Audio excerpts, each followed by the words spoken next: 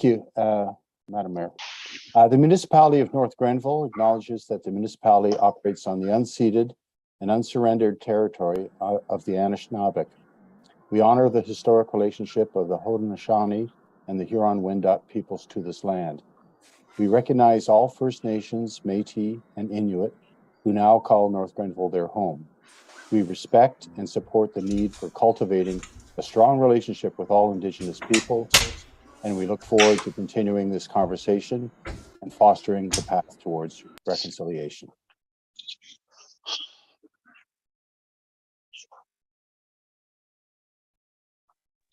Thank you, Councillor Barclay. I just inadvertently muted myself. Next, we'll just go to disclosures of interest. This is specifically for council colleagues. Any disclosures of financial interest, which is perceived or real financial benefit or loss arising from the meeting this evening. Seeing that, I will move on and we'll go straight again to the presenters this evening, and I'd like to thank you all for being here, and we will keep a close eye on the time. And I'd also like to recognize that there are a number of staff also listening in this evening. They've been working very hard on a draft budget, which will be coming forward to council tomorrow night. It's the first step in a series of conversations that council will be having on the budget. Some of our senior staff are here to listen closely to what you have to say as well. So with that in mind, I will turn it over to Jessica and Jason, who are very, I know, enthusiastic champions of the Kentville Minor Football Club. And we'll just keep an eye on the time, Jessica and Jason. Around the 6-minute mark, we'll cue you in case if you've gone past 5 minutes, we'll let you know. Perfect. Thank you so much. So first of all, let us introduce ourselves. This is Jason. I'm Jessica, President and Vice President of Kentville Minor Football Club, also known as the Kentville Jags. So we are a program that runs different football programs within our community. How our program will contribute to the municipality of North Grenville's strategic plan. Our club will be providing multiple layers of activities for North Grenville's youth, including our winter conditioning program, spring flag football, and fall tackle football, allowing youth as young as 5 to participate in certain activities. One of our main focuses of our flag football this year is to try and get more girls in our community out and participating in the sport of football itself. We are trying to build a pipeline for our local high schools so that they can have the opportunity for students to participate in their extracurricular activities as they are moving forward to get those back on track as well. And as our community is growing, more families from urban areas are joining, and they're looking to keep their children involved in their former activities, a big one of those being football. Our program is aiming at trying to keep our youth local, and with our membership with the National Capital Amateur Football Association in Ottawa, we are going to be bringing visiting teams to our amazing hometown to experience what a great community we live in. The funds we are seeking from the grant today is a small portion of what our club will require moving forward this year. I'm sure many organizations are in the same. Relax. Kentville Minor Football Club has been in Kentville for 13 years. COVID has put a 2-year pause on our organization, causing much needing to be addressed. New leadership was required and a bigger picture needed to be painted. Our club works hard to provide our participants with minimal costs following their registration fees, which we also try to keep very minimal. We supply all the equipment for our participants with exception to their cleats and their mouth guards. That being said, we also run cleat drop-off times so that anybody who wants to donate cleats to the club for the kids to use is welcome to do so. This year, in order to keep our youth safe and to abide by Football Canada's rules and regulations, we have had to recertify and recondition all of our existing helmets. This required them to be sent away to be fully inspected and get a recertification sticker. Because we've had to do all of them, this has put strain on our budget of $6,600 alone just for the helmets to keep the youth safe and be within regulation. Our other significant expense this season is moving our home field location. In previous years, the Jags had rented the back football field from North Grenville District High School at no cost. With all the construction going on there and the lack of parking spaces for our participants, we've had to move. So we were able to negotiate with Kemptville campus, and we will be renting a field space there from them, which we absolutely love, but it is going to run us a cost of approximately $5,000 for our 2023 season. Other areas the funds would help in would be to ensure that our volunteers receive the proper training for safety through Football Canada, Football Ontario, and Coach.ca. We're looking at an estimated cost of $2,000 for training on its own. Our organization will require an estimated minimum 30 volunteers this season. Our seasons run from April to July and August to November, consisting of 2 to 3 practices per week and two to three games on a weekend. As well, we also run a winter conditioning clinic, which is approximately 18 hours for each volunteer, and a minimum of 10 volunteers are needed at each clinic.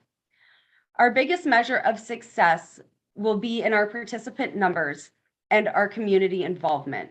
With local games, we would like to get the community behind us and cheer on their Kemptville Jags. Thanks for letting us speak. Thank you. Colleagues, before I ask if you have any questions, I'm curious to know how enrollment is looking for some of those girls' flag football programs. The girls are getting there. We're actually holding a free introduction to flag clinic. We held one last Saturday, and we're holding one this Saturday. And we've had a few girls come out, and we're just trying to get the word out and get it around. So fingers crossed. Awesome. And your move to the campus, what was behind that again? What informed that decision to move to the campus? Primarily, well, the construction right now at Riverside Park Indeed, right. does take up a lot of the area. It was already limited parking to start with, Right. and we have a lot of participants on the field at one time. So it's very crowded. There's lots going on. And really, we wanted an area that the Jags could call their own. They needed an area to call their own. Like it's a very busy park with having the skate park there and the dirt bike, the BMX track. Then there's baseball games going on. So parking around there was sketchy at times. So sounds like you found a good home. Yeah, we love it. Good. Excellent. All right. I'll just look to council colleagues for any questions or reflections. Deputy Mayor, go ahead. Thank you, Madam Mayor. Thanks, Jessica and Jason, for going first. I know it's always hard to be first out of the gate. I noticed in the details of your application that you're saying it looks like the total budget for this year going forward is 10,000. It just sounded like, yeah, go ahead. Sorry, that's what we've asked for in grant money. Our total budget going forward is going to be more significant than that, but I mean, we have registration fees coming in, and we are running bottle drives and every other kind of fundraising we can think of as well, getting the kids out and getting them involved in their community.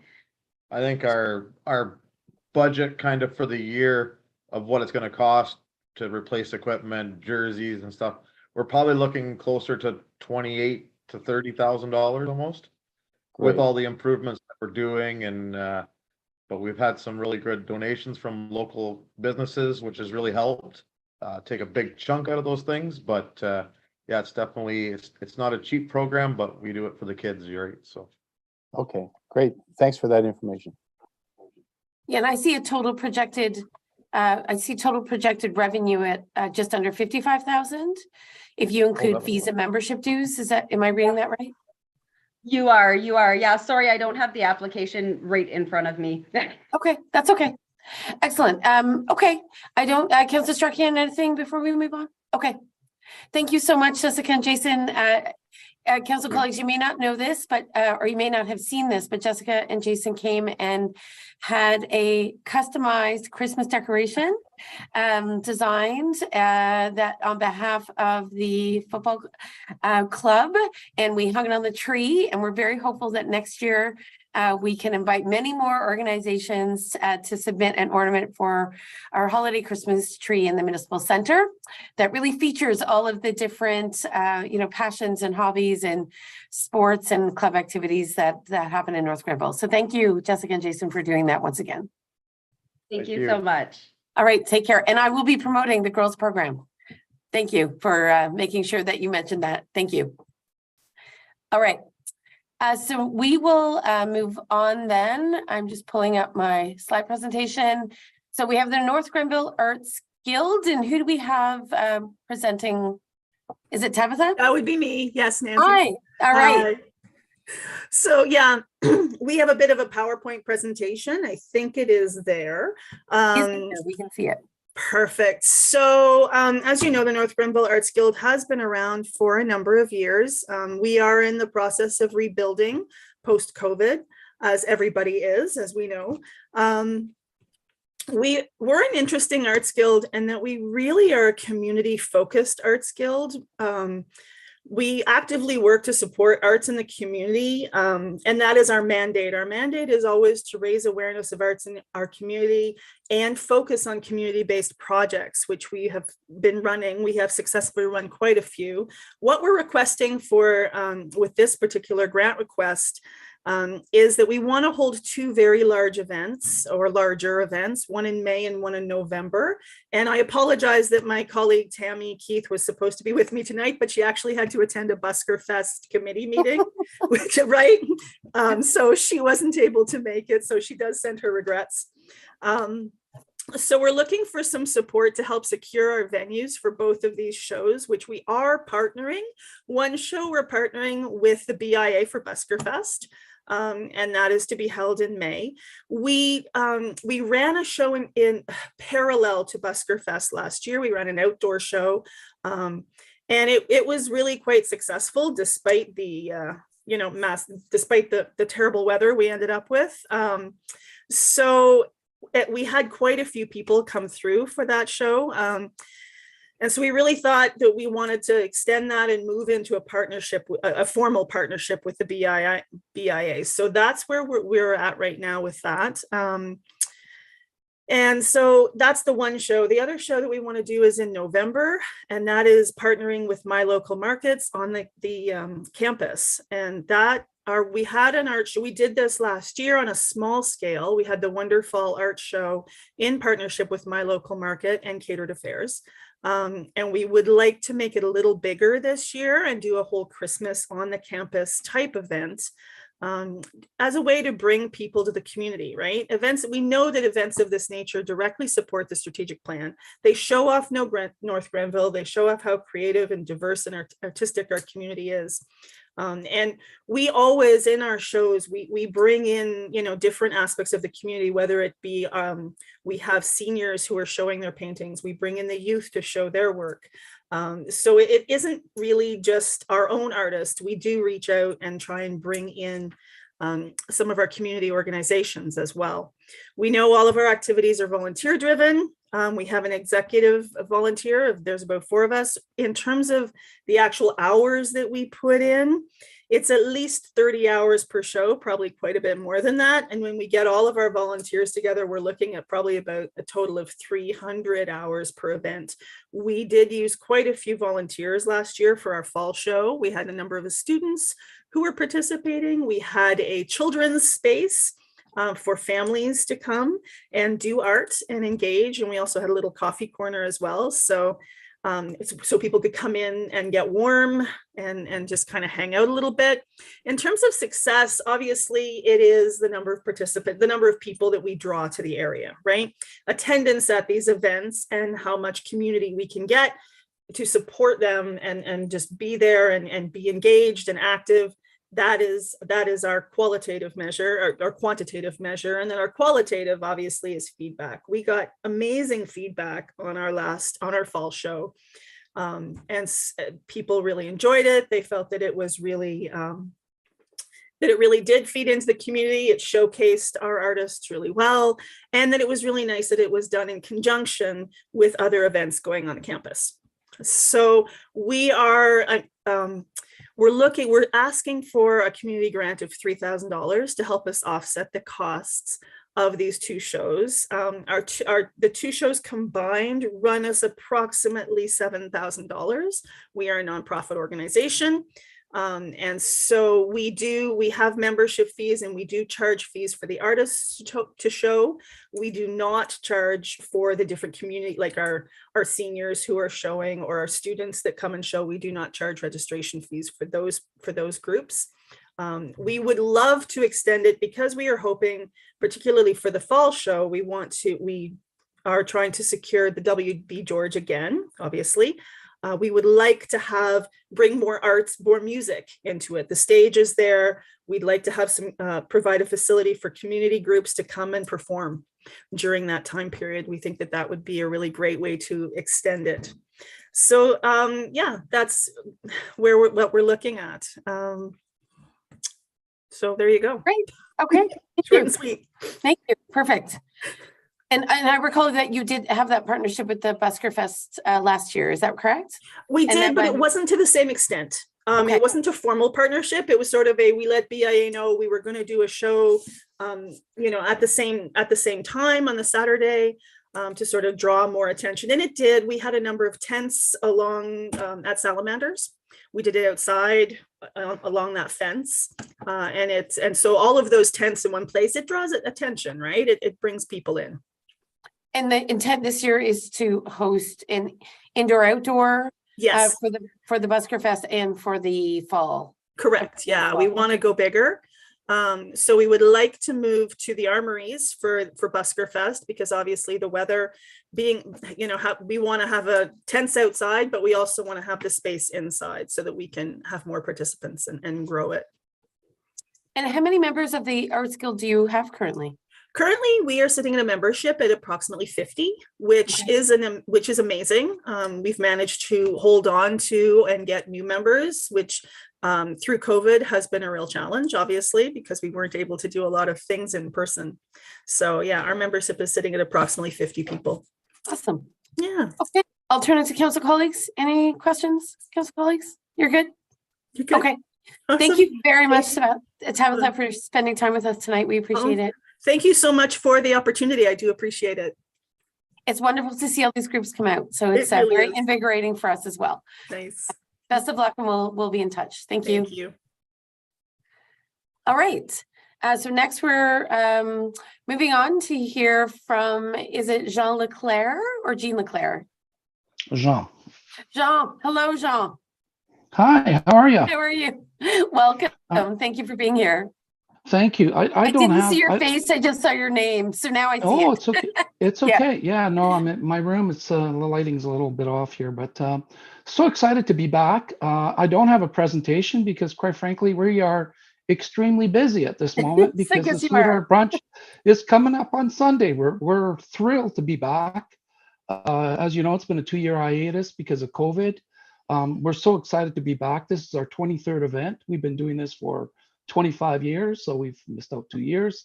That's why it's the 23rd. This event is a major fundraiser here for the community. Over the years, we've probably given back over $250,000 to various charities. This is a great event for us. We're really excited. We'll feed about 1,000 people at this event. We're looking this year, we currently have somewhere in the order of between 80 and 100 sponsors have already come forward. We've raised somewhere near $15,000 and we're still got more money coming in. So it's very exciting for us.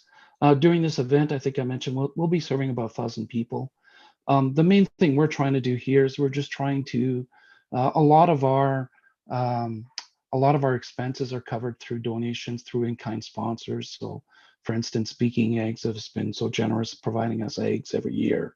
We get a lot of our food that's discounted. We get a lot of different things to try to keep our expenses down because of course, every dollar that we get, we give back to a number of local charities here.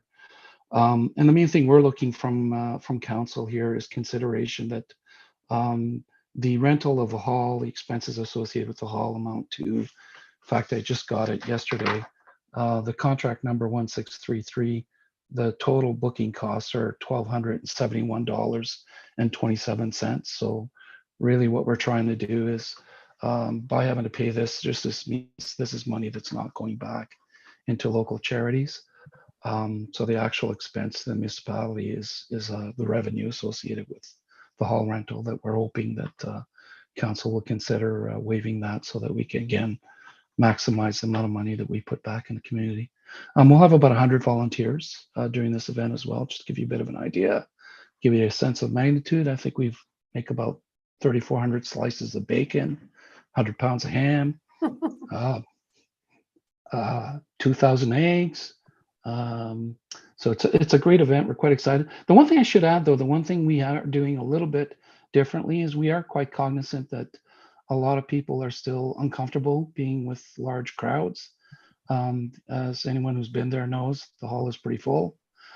So we are promoting takeout this year as well, so that those people who aren't comfortable to come in for a dine-in meal can still come in and enjoy some food and just come and grab a quick takeout and not have to worry about being around a lot of people. So I'm here to answer any questions if you've got any. Thank you so much. And I know we're all really looking forward to the brunch, and Councillor Strachian was reminding council colleagues and staff yesterday that to ensure it's on our radar, and we assure you it's on our radar. And I know Thank that you. former Deputy Mayor Jim McManaman will be very pleased to know the tradition has continued, certainly in his absence. So my only question is, have we ever has this grant to waive or to reimburse you for those community hall rental fees, has that ever been done in the past? Yes, I believe actually in 2020, the last time we hosted the event, we did get a grant. And it was through a to community cover those grant costs. as well, Jean? I memory? believe so, yes, because yes, when I spoke to Jim, he mentioned that a presentation had been made to council back in Okay. to support the event in 2020. Yeah, that's correct. Okay, thank you for jogging my memory because I wasn't quite sure. Thanks. Colleagues, Deputy Mayor, Councillor Strachian? No? Okay. Okay, so that's it's helpful to recall that we believe a precedent might have been set around this particular event. So we'll ask staff to take a look into that, and we really appreciate, you know, all of the effort that's gone in over 2 decades. It's really it's a fantastic community building event. It was one of the first events I attended after moving to Kemptville many years ago, and my recollection and memory of that event really looms large. It was a wonderful introduction to North Grenville. So thanks for all that you and your committee are doing. I can only imagine these last few days will feel very busy, but I think we're very optimistic that it will be once again a fabulous event for all those who come out. So appreciate And get the all word of it. out. We'll get the word out for sure. Thank you. Thanks. Thank you so much. Thanks, Sean. Take care. See you Sunday. Yeah, thanks. Bye for now. Bye. So next we're welcoming Lisa Pushinsky as part of the Kemptville Street Piano Summer Concert Initiative. Lisa, you're there? Yep, there you are. Go ahead. Hi, folks. So could I say next? There we go. I'll just say next when it's time for the next one. Okay.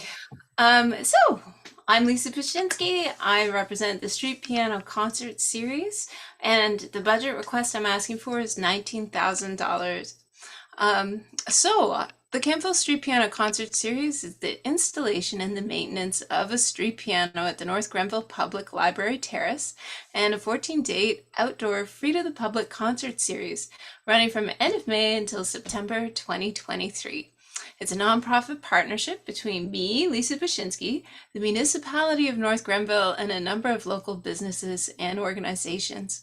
Our goal is to meet our population's desire for cultural programming in an outdoor setting by providing all ages friendly activities in accessible locations for every resident to enjoy. Next. So the Street Piano goes live with the concert the last weekend of May 28th. From that day forward, pedestrians will find the piano ready to play. In September, the piano moves to its indoor location at the North Grenville Municipal Center, where residents can continue to play the piano and listen to other community members perform. Concerts will take place every Sunday at the library, except for the North Grenville Pride Parade after party, when the piano moves to Riverside Park, leaving the street piano free for community use between concerts. Next. So here's my complicated budget, which we can go over in detail later, but I'm just going to use this time to finish my pitch. Basically, the concert fees come in at $15,320, and this is an ideal situation where I would be able to bring in acts from outside of North Grenville, add the marketing, the printing, and the music licensing, and that's the total project cost. Now, this is another one of those sliding scale requests. Minimum, I would need $10,000 to make sure music could happen every Sunday. Ideally, $20,000 means that we would get larger acts in to do the concerts. Next, please. So why this budget cycle? 95% of North Grenville residents go outside North Grenville for arts and culture. Boo! But Kemptville is growing and families need arts programming now, and this is something that we can do. Also, street pianos become concert venues and draw foot traffic. So wherever there's a street piano, there's a free concert venue. And also, touring is changing for musicians. They want close, safe performance opportunities, and their fans will follow. So this is a really good time to do this sort of concert series. Next. So let's build on last year's success. Last year, we created a community music hub. So here's a picture of the folk group of our Kemptville Folk Club performing. We reached over 21,000 people using social media, which I was amazed by. We had 15 articles about the series published, many with the North Grenville Times, also including a story about dog-friendly events in the Ottawa Valley. We partnered with and supported over 16 local businesses and organizations, and we paid 49 professional musicians. Yay! Next, please. So we averaged 55 audience members per concert, with 50% seniors, 50% mixed ages. For most of the concerts, 50% of the audience traveled from outside North Grenville. So that was for the concerts that had acts that were from outside North Grenville. The local acts brought in local audiences. One of our largest concerts was the one that partnered with North Grenville Pride, NG Pride, and that was the Lana Sterling Street Piano Concert, which was enjoyed by approximately 1,000 party attendees. Next, please. It's hard to say, but we're estimating about 200 interactions at the IPM. That was a lot of fun to have the street piano there. Next, please. And here's a list of our community partners and vendors. In the photo, we have Mr. Preston Gilmer. So he is our local piano tuner. I also had Elizabeth from EF Tuning.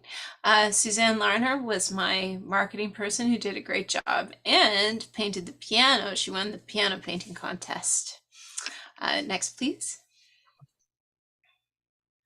Volunteers.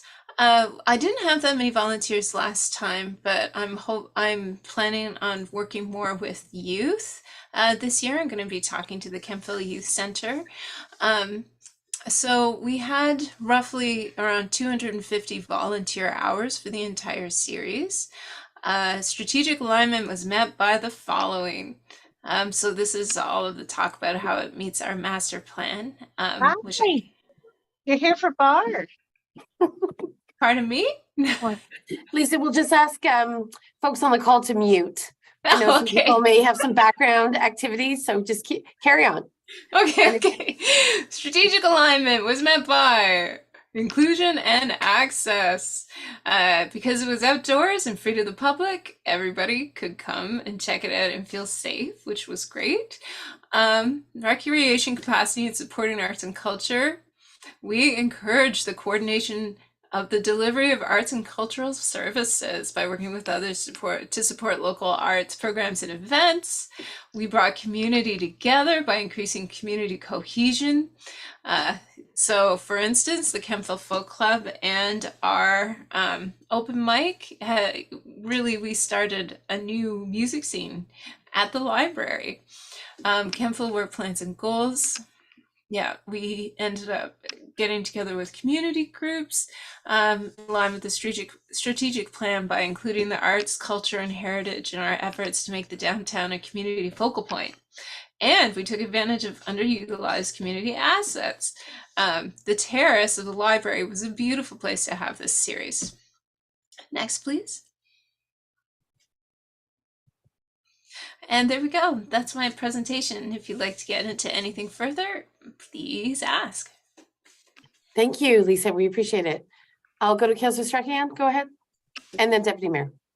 Thank you, Madam Mayor. Good evening, Lisa. Thank you very much for this presentation. I like hearing about all the statistics and so on. So you've obviously kept a good record of how things played out last year. One of the questions that I have is you're almost, I guess, 100% dependent on the money from the municipality. Do you have any other options or any other opportunities that you could take advantage of to have sponsorship or grant funding that would be outside of this if we couldn't, for example, if we couldn't fund this entirely and you still wanted to run the full program that you have listed? Yeah, so last year I was lucky enough to get an R209 grant, partnership grant that made up the other half of the 10,000 I got from council. This year that funding is not available in the same capacity. So I've been looking into Canada Council, Ontario Arts Council, the Trillium Foundation, and their due dates, Canada Heritage, and their due dates are all in September. So that's going to be what I do next year. So this year, my next step is to learn all about sponsorship and fundraising. So I'm planning on doing that for specific larger concerts, including the Pride concert, which we're hoping, I'm in partnership with North Grenville Pride, and we're hoping to have Elena Sterling back for that one. So there are specific grants that are for Pride events in rural communities. So I'm looking into that. And yeah, it's really going to be about how much money I can fundraise to pay for larger scale acts. But if I end up with less money, because I'm partnering with the folk club and partnering with the guy who did the open mic series, we are going to be able to have music on Sundays no matter what, but getting people to come from out of town is probably more dependent on larger acts from out of town coming in. Anyway, any advice would be greatly appreciated, but yeah, that's my learning curve this year, is sponsorship and fundraising. I appreciate that. Timing is everything. So thank you very much. Yeah. Deputy Mayor? Thank you, Madam Mayor. Lisa, great presentation. I think people can learn a lot from you and some other event planners on how to present, a very strong application. I especially like Councillor Strachian. I really do appreciate the stats on the media exposure and the attendance figures. That really helps strengthen your application in terms of its impact in the community. So that's great to take care of. During your presentation, when you presented the detailed budget, you mentioned sliding scale and sort of preempted my question about what would happen if you had less than your ask. So you've covered that ground well. I noted that the performer fees range from 350 to 1,000. So I'm assuming that the larger fee is for regional acts or acts that will have a bigger draw, and the minimum is 350 that you've got down there for maybe people who aren't able to draw the same amount of crowds. Is that a good assumption? Yeah, and here's hoping that everybody who's involving musicians in any of their events will stick with fair trade rates, which is $180 for the lead musician and $130 per backup musician, no matter how professional or amateur they are. I'm glad you're continuing to ring that fair trade bell. I heard it a lot in the Arts and Culture Advisory Committee, so good on you. So thank you for the presentation. Great. Thanks, folks. Thanks, Lisa. The efforts and initiative was well noticed, I think, in the downtown community, and a beautiful environment just behind the library for that piano and musicians and people to gather, some good shade, and just a wonderful way to, I think, enjoy the scenic view of the creek. It was a great space to be in. So thanks for your efforts. Thank you. Okay, take care. All right, I think next on my list, I've just lost track, is we have Matthew Bell for Beyond the Label. Is that right? Matthew, are you here? Yeah, I am here. All right, welcome, Matthew. Thank you. All right. As you know, I am Matthew Bell. I am a returning student to Carleton University, taking media and communications honors, an employee of Hearthstone's Grill, and a neurodiverse person. I'm hoping to get the event Beyond the Label off the ground to help others like myself find employment and fulfillment through a showcasing / conference event. Having speakers come up to the podium in the theater to talk about their employment experiences, and an attendee employer mingle. The issue is that people who are neurodiverse face a future of few employment opportunities. This is not through lack of skill on their part, but through lack of employers' awareness of their skills, and thus of the potential employer's dismissal of them being an asset to the organization, a person of burden. The solution to all of this could be a showcase conference showing off neurodiverse content like videos, books, and art, or art and music, to name a few. Anything to show that the neurodiverse community has, as the saying goes, the skills to pay the bills. All we need is a moment to shine on the work stage. We are providing an opportunity for the business community to meet and appreciate the autistic community. We hope through these actions that a greater understanding and acceptance will be fostered towards us, giving us more job opportunities, more resources, and generating more business for the community as a whole. In this potential scenario, everyone wins. Through the course of the day, an exhibit hall of neurodiverse stories would showcase successive individuals such as books, movies, and art made by people on the spectrum. Experiential learning demonstrations. The audience can use such facilities to demonstrate the difficulties the neurodiverse community can have in the workplace. There will be an area where attendants and employers can mingle. In the theater, there will be speakers talking about their employment experiences. To sum up, this event is designed to help people who are neurodiverse to find employment. It's on the Awesome. next slide, please. Okay. To sum up, this event is designed to help people who are neurodiverse to find employment and fulfillment through a showcase conference event, where the success of said individuals will be on display for all to see, with speakers talking about their employment experiences and an attendee employer mingle.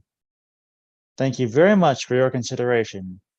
I'd like to thank Ann Walsh, working for CAC Consulting, Deputy Mayor John Barclay, and Ashley Sloan, an experienced event planner, for helping me with this project.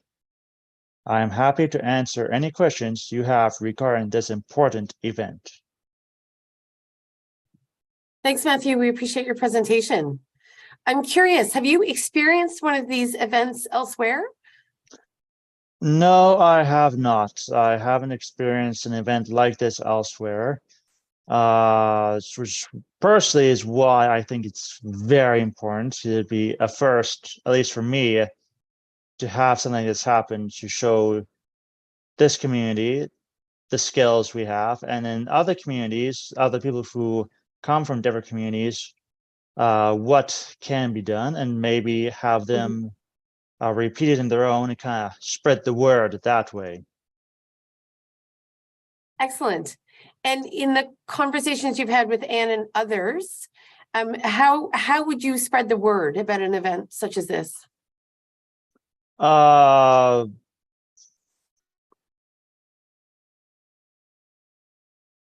I accidentally muted myself. That's okay. Radio would be one. I've did radio a couple of times for a few other scenarios. Mostly, again, autism acceptance and awareness. Newspaper too.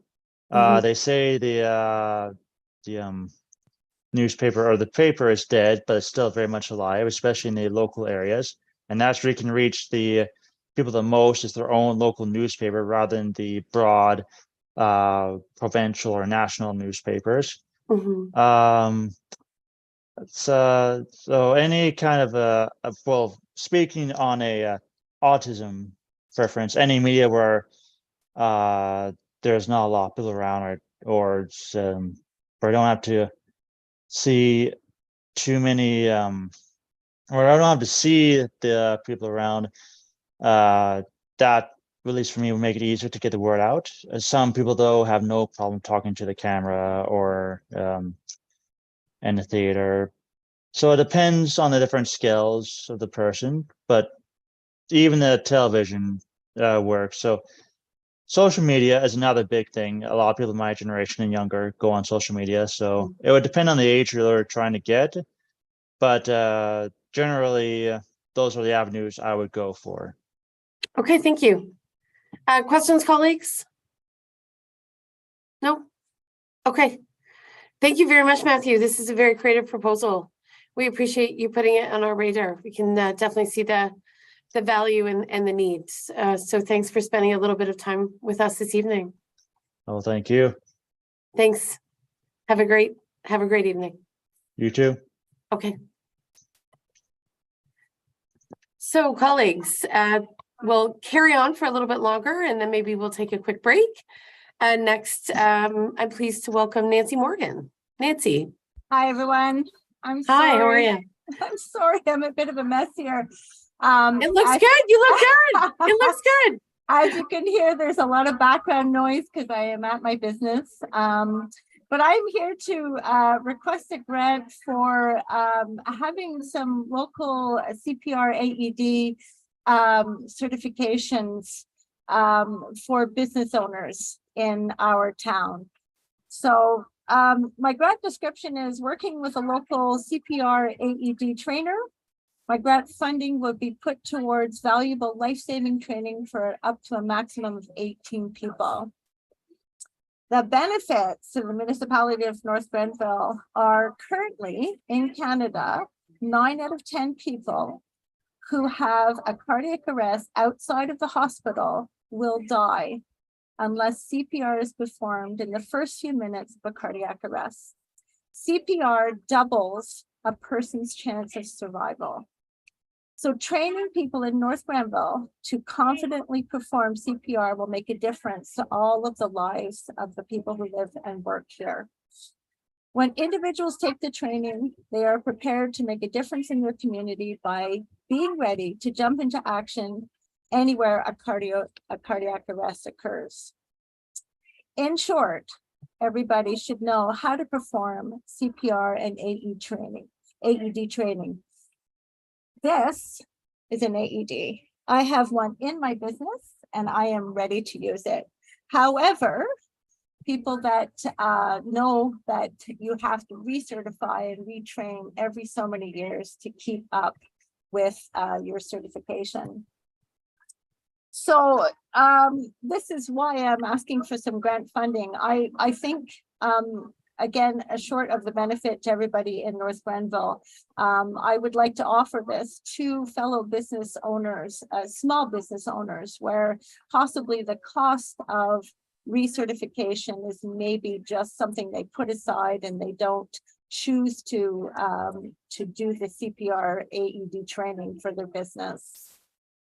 Regarding the volunteering, I would volunteer my studio space. I have almost 2,000 square feet of beautiful floor.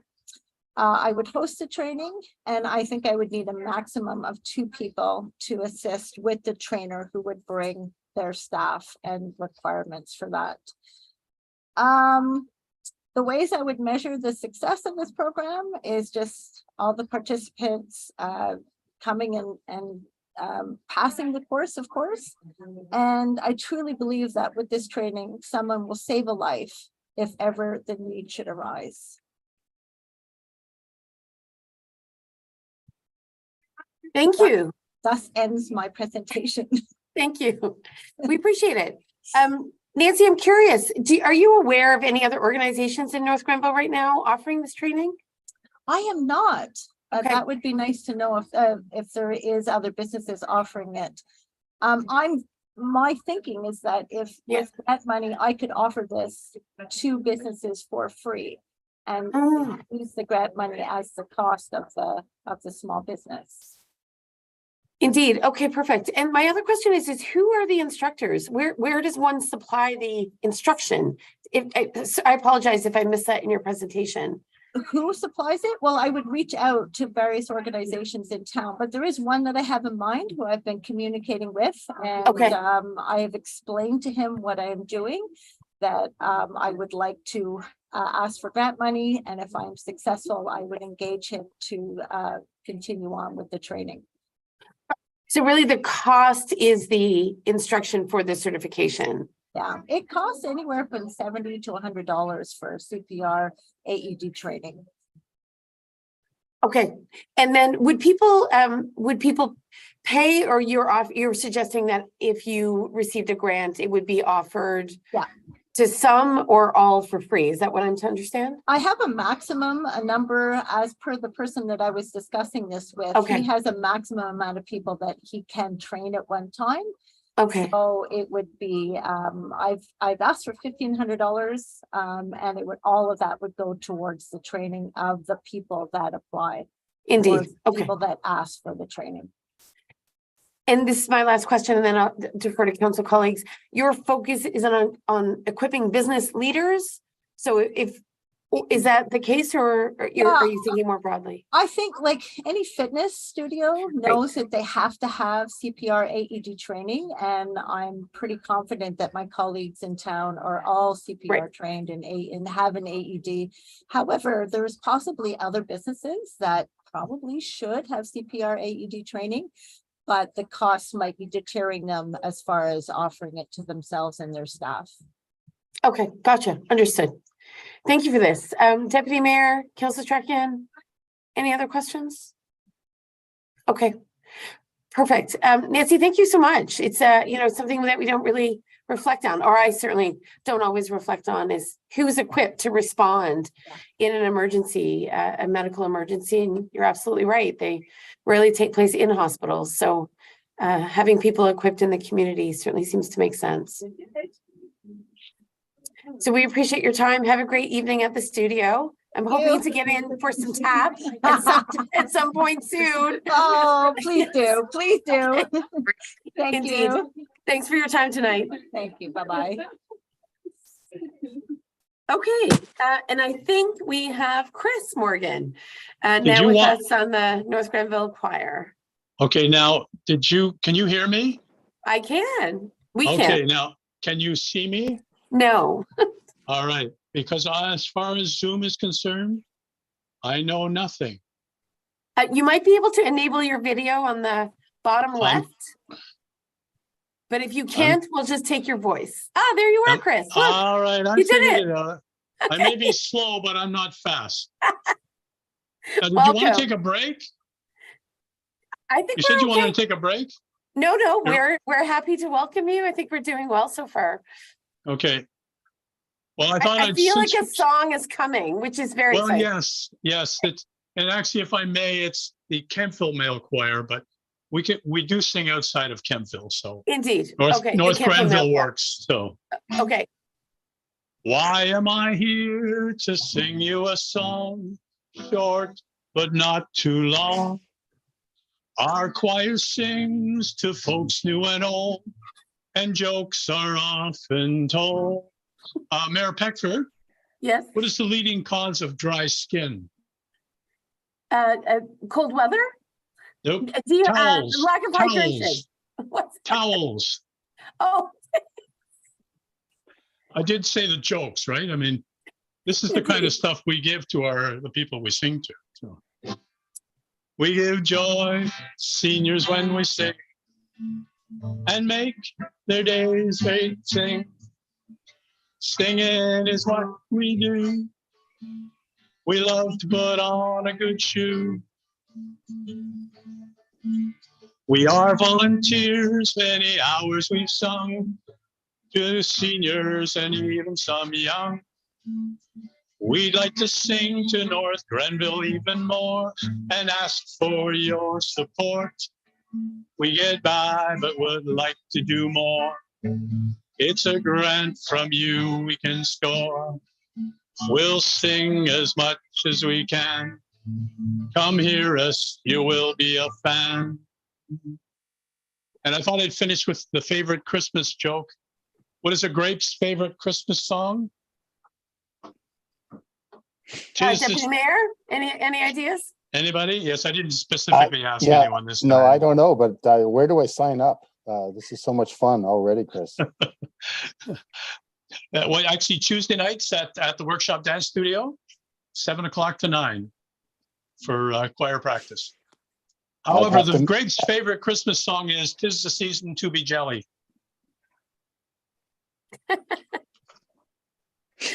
Thank you, Chris. And if I could just perhaps summarize your request, or would you like to do that?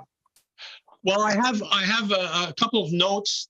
Okay. The main reason there's a couple of reasons why we're looking for a grant is we have two fabulous people, Bev MacArthur and Deb Protzak. Bev is our director and Deb is our accompanist, and we pay them, and it's well worth the money.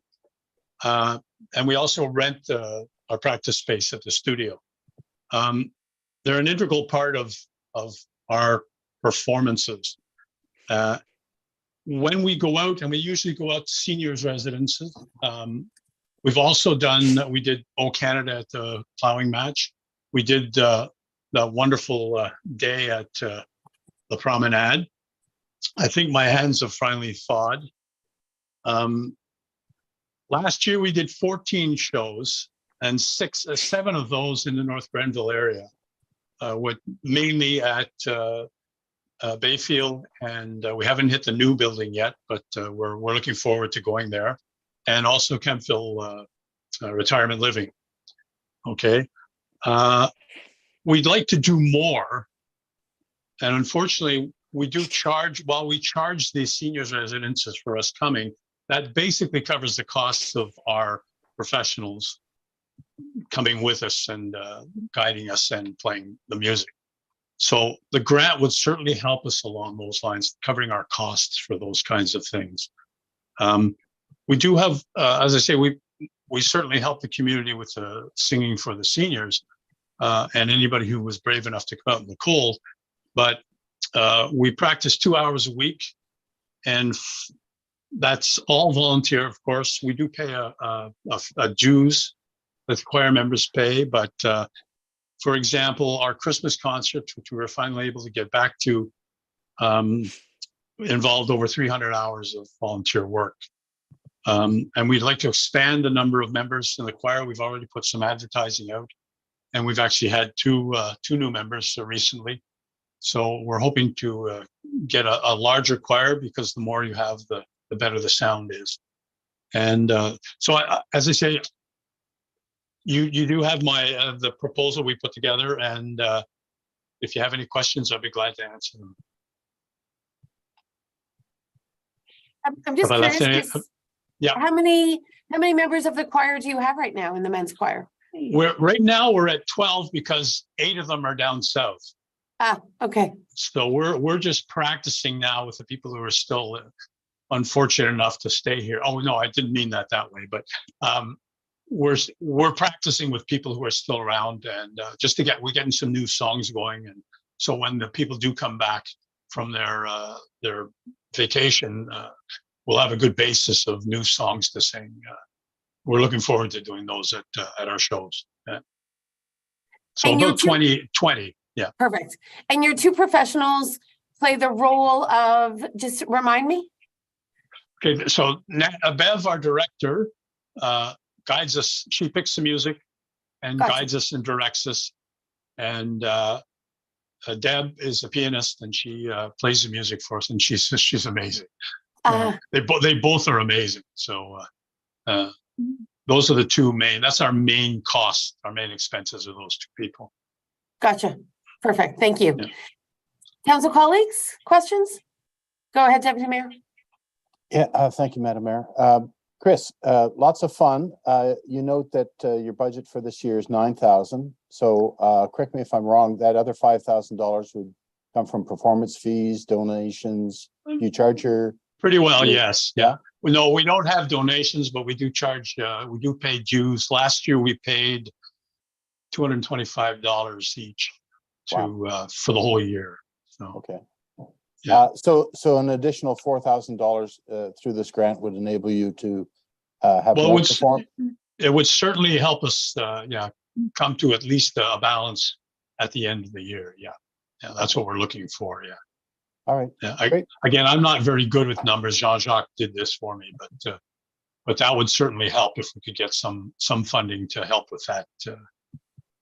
Okay. We tried asking a couple of the places we've been to often if we could increase our fee, and they basically didn't want to do it. So And they gave us, I believe, $50 extra. Yeah.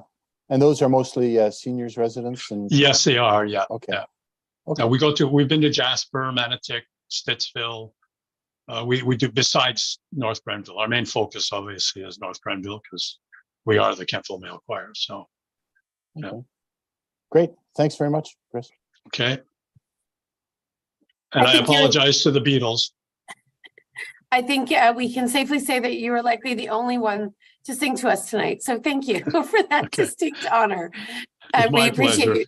Yeah, we appreciate you coming out and know that there's a lot of passion and humor behind the Kemptville Male Choir. So thanks for being with us this evening. It's awesome. Well, thank you all, and have a good rest of your meeting, and all the best. Yeah, keep singing, Chris. Oh, we will. We will. Okay. Yeah, I love to sing. Thank We you. all love to sing. Thank you very much. Singing is very important to our mental health. Definitely. Okay, take care. Okay. Bye-bye. Bye. So colleagues, it's 7:30, looking to Deputy Mayor and Councillor Strachan, and wanting to also acknowledge Councillor Deb Wilson, who is on our Zoom call this evening. And I apologize, Councillor Wilson, I didn't see you in my sort of Zoom screen. So thank you too for being here. I understand that you don't have the sufficient broadband for video, but that you're actively listening. So welcome. Colleagues, should we hear our next presentation and then maybe take a 5-minute break? Does that work for everyone? Okay.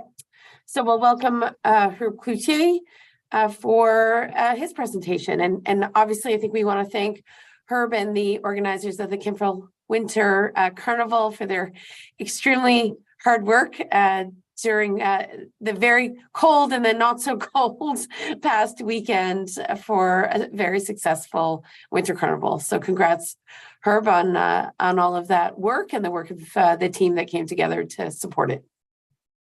Thank you, Madam Mayor, and to Deputy Mayor and Councillor Strachan and Councillor Wilson. Thank you. Yeah, Winter Carnival was challenging with that cold snap.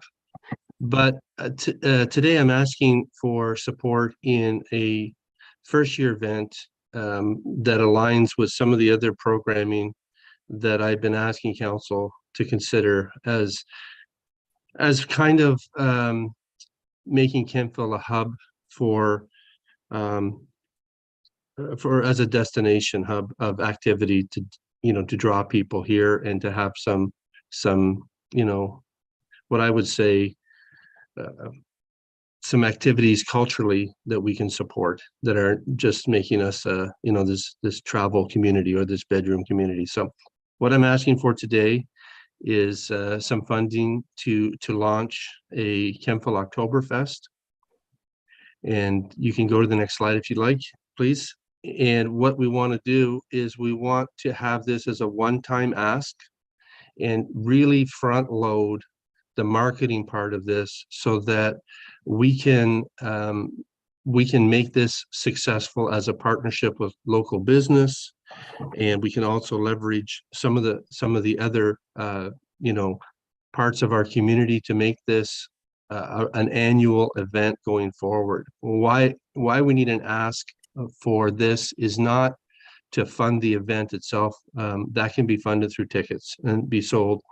It's that every event that's a first year event, when the municipality is involved, it makes leveraging other funding and sponsorship so much easier, because they know that you do your due diligence to make sure that it's vetted properly.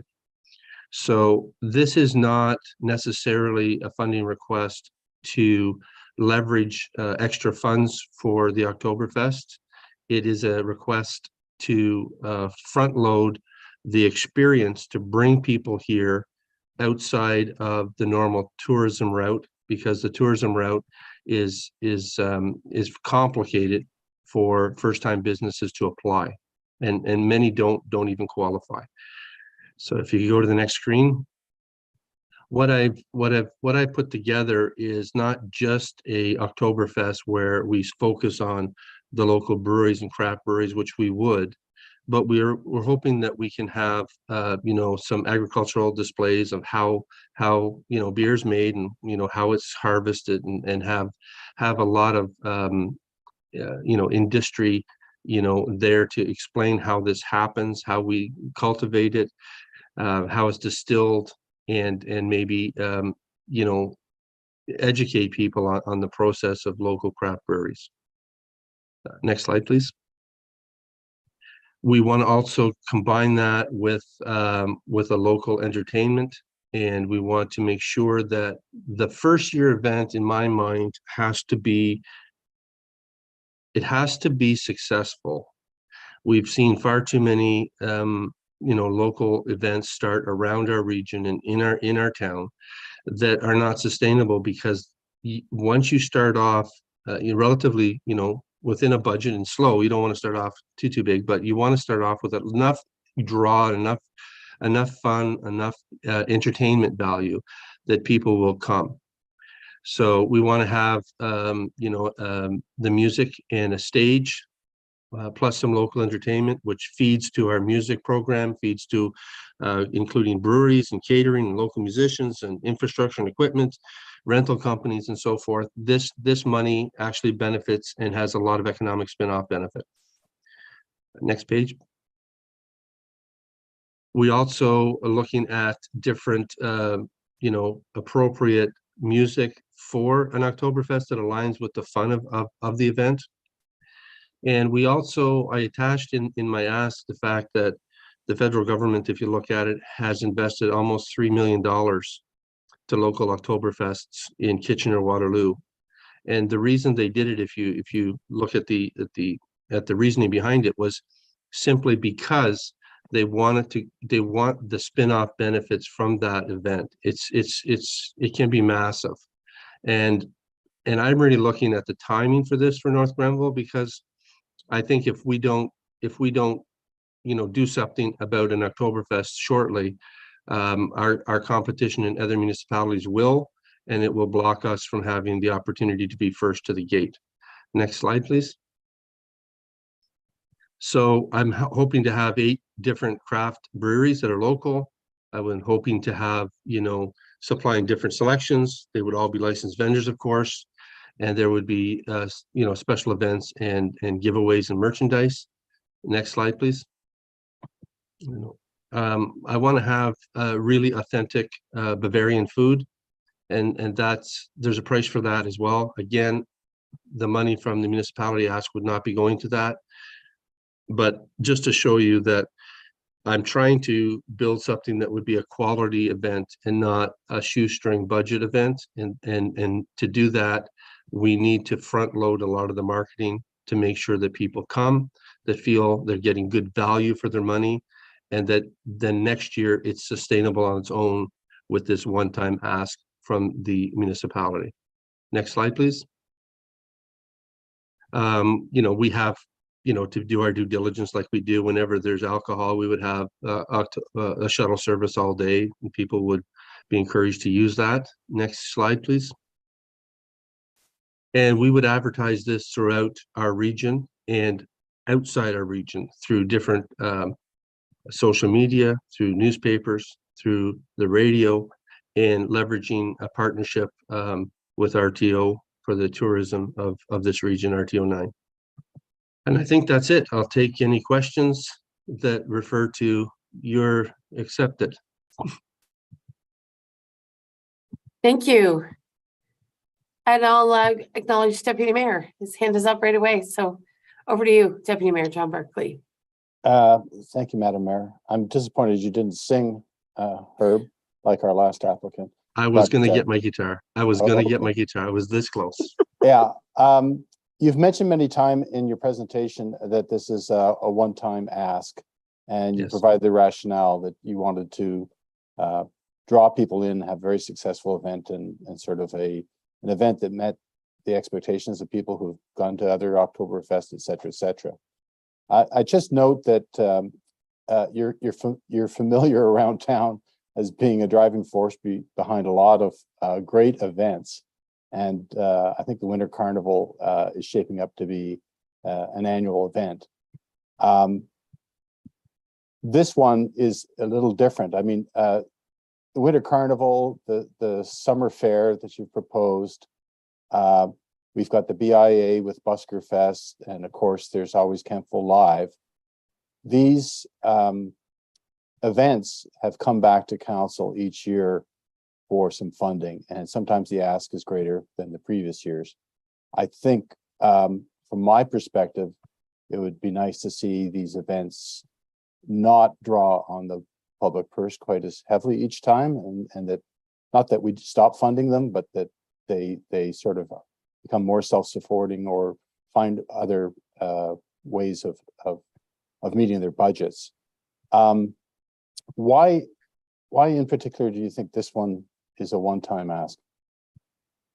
It's a great question, and why I think it is because I've been researching other sized events that I think will be equal to the North Grenville one, and what we find is that we can price point it if we're putting on a quality event, and I think that next year, with the help of the municipality, sponsors will jump on board to be part of it next year.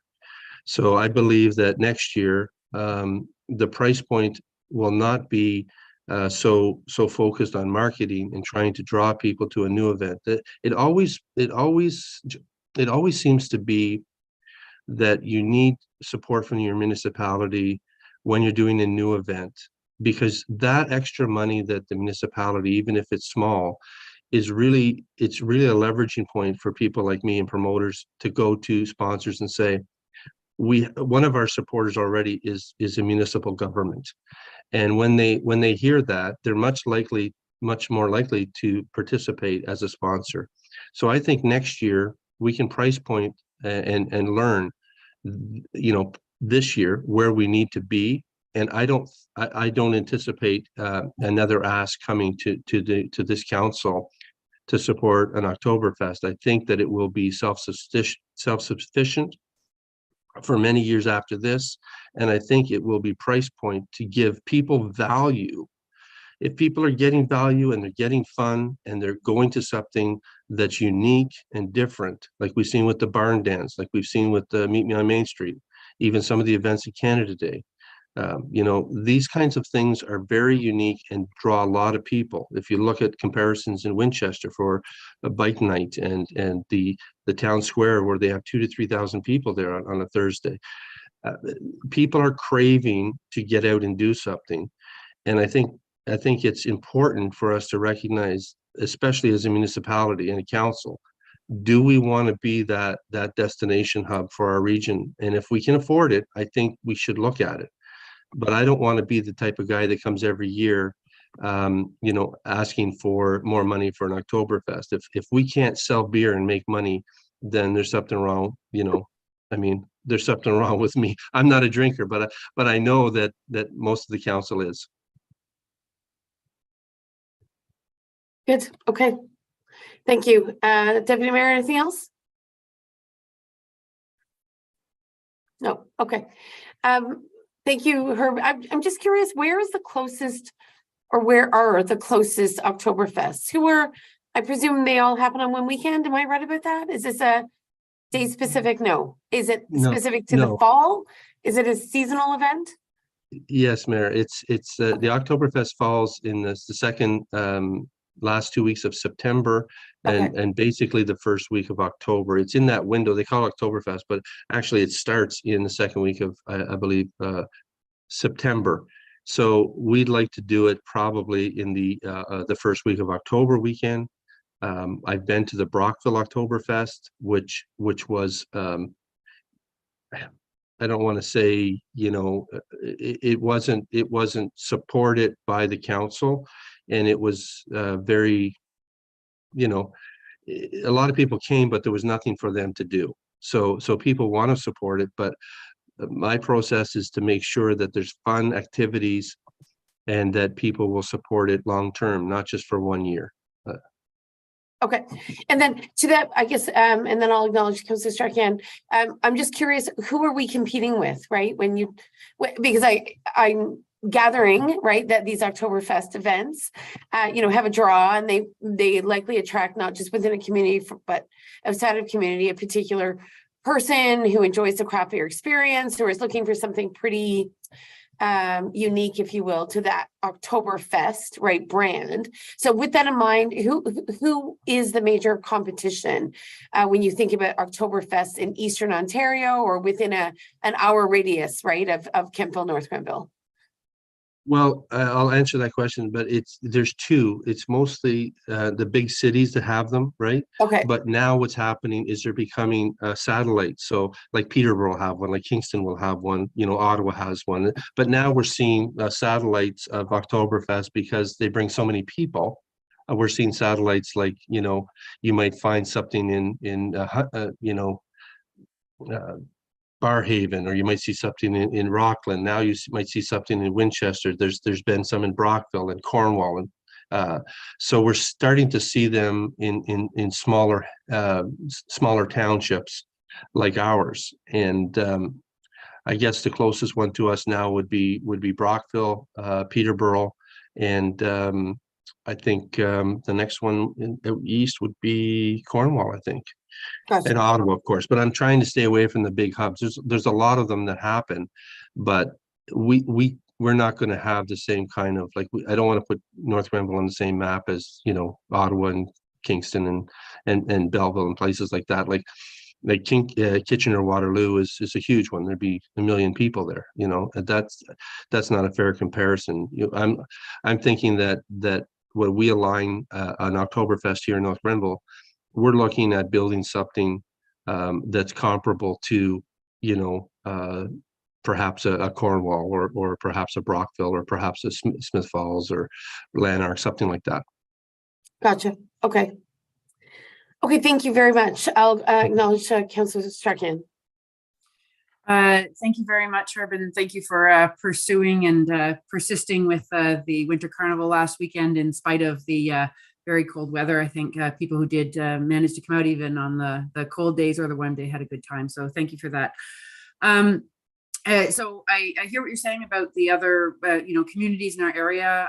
I don't know if Barhaven still does their Oktoberfest, but they did well pre-pandemic, and it was a huge event. A lot of people attended that. So that's, more or less our neck of the woods, even though it's in Ottawa, it's a drivable distance and so on. So I think you're right that a lot of communities are doing that now, and it's a fun event usually and well attended. Just a question on the financial side of things. I'm just looking at the breakdown that you provided in your application, and I don't see much in, sort of that external piece, not necessarily sponsorship from businesses or fundraising per se, but, those other grants that are available to other community events like RTO 9 and the like. And I don't know if it's a similar kind of situation as what the Kemptville Street Piano has run into, that it's a deadline issue and that you wouldn't have funding in time, and whether or not that is going to help, sort of alleviate some of the burden. And not to say, I take your point about the municipality supporting it and how that helps drive others being interested, but just curious about those other sources of potential funding. Thank you, Hansler. That's a good question, and I do have it written down here, so I have an answer for you. I've dealt with RTO9 in several asks recently in conjunction with service groups and community associations, and one on my own. And one of the issues with RTO9 is they're very good, but they're restructuring how I think.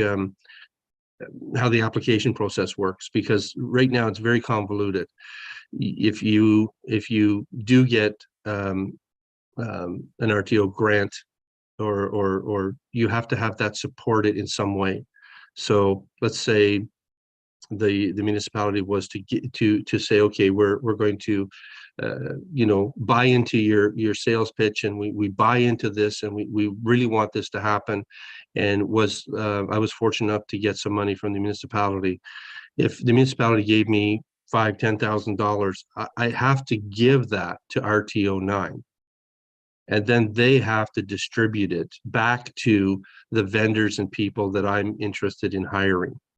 And that doesn't work for a fast-paced event promoter like me, because if I want to go into the PV Mart and buy a propane heater for the patio because it's cold, I've got to go to them. I've got to get the store manager's name. I got to get the store number. I've got to get their email. I got to get their tax number.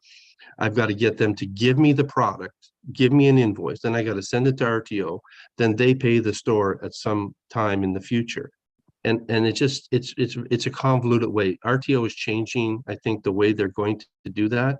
But right now it does not work for an event promoter currently. And by the way, I'll just add this too. I was approved by RTO for another event, and it just was too complicated to use it.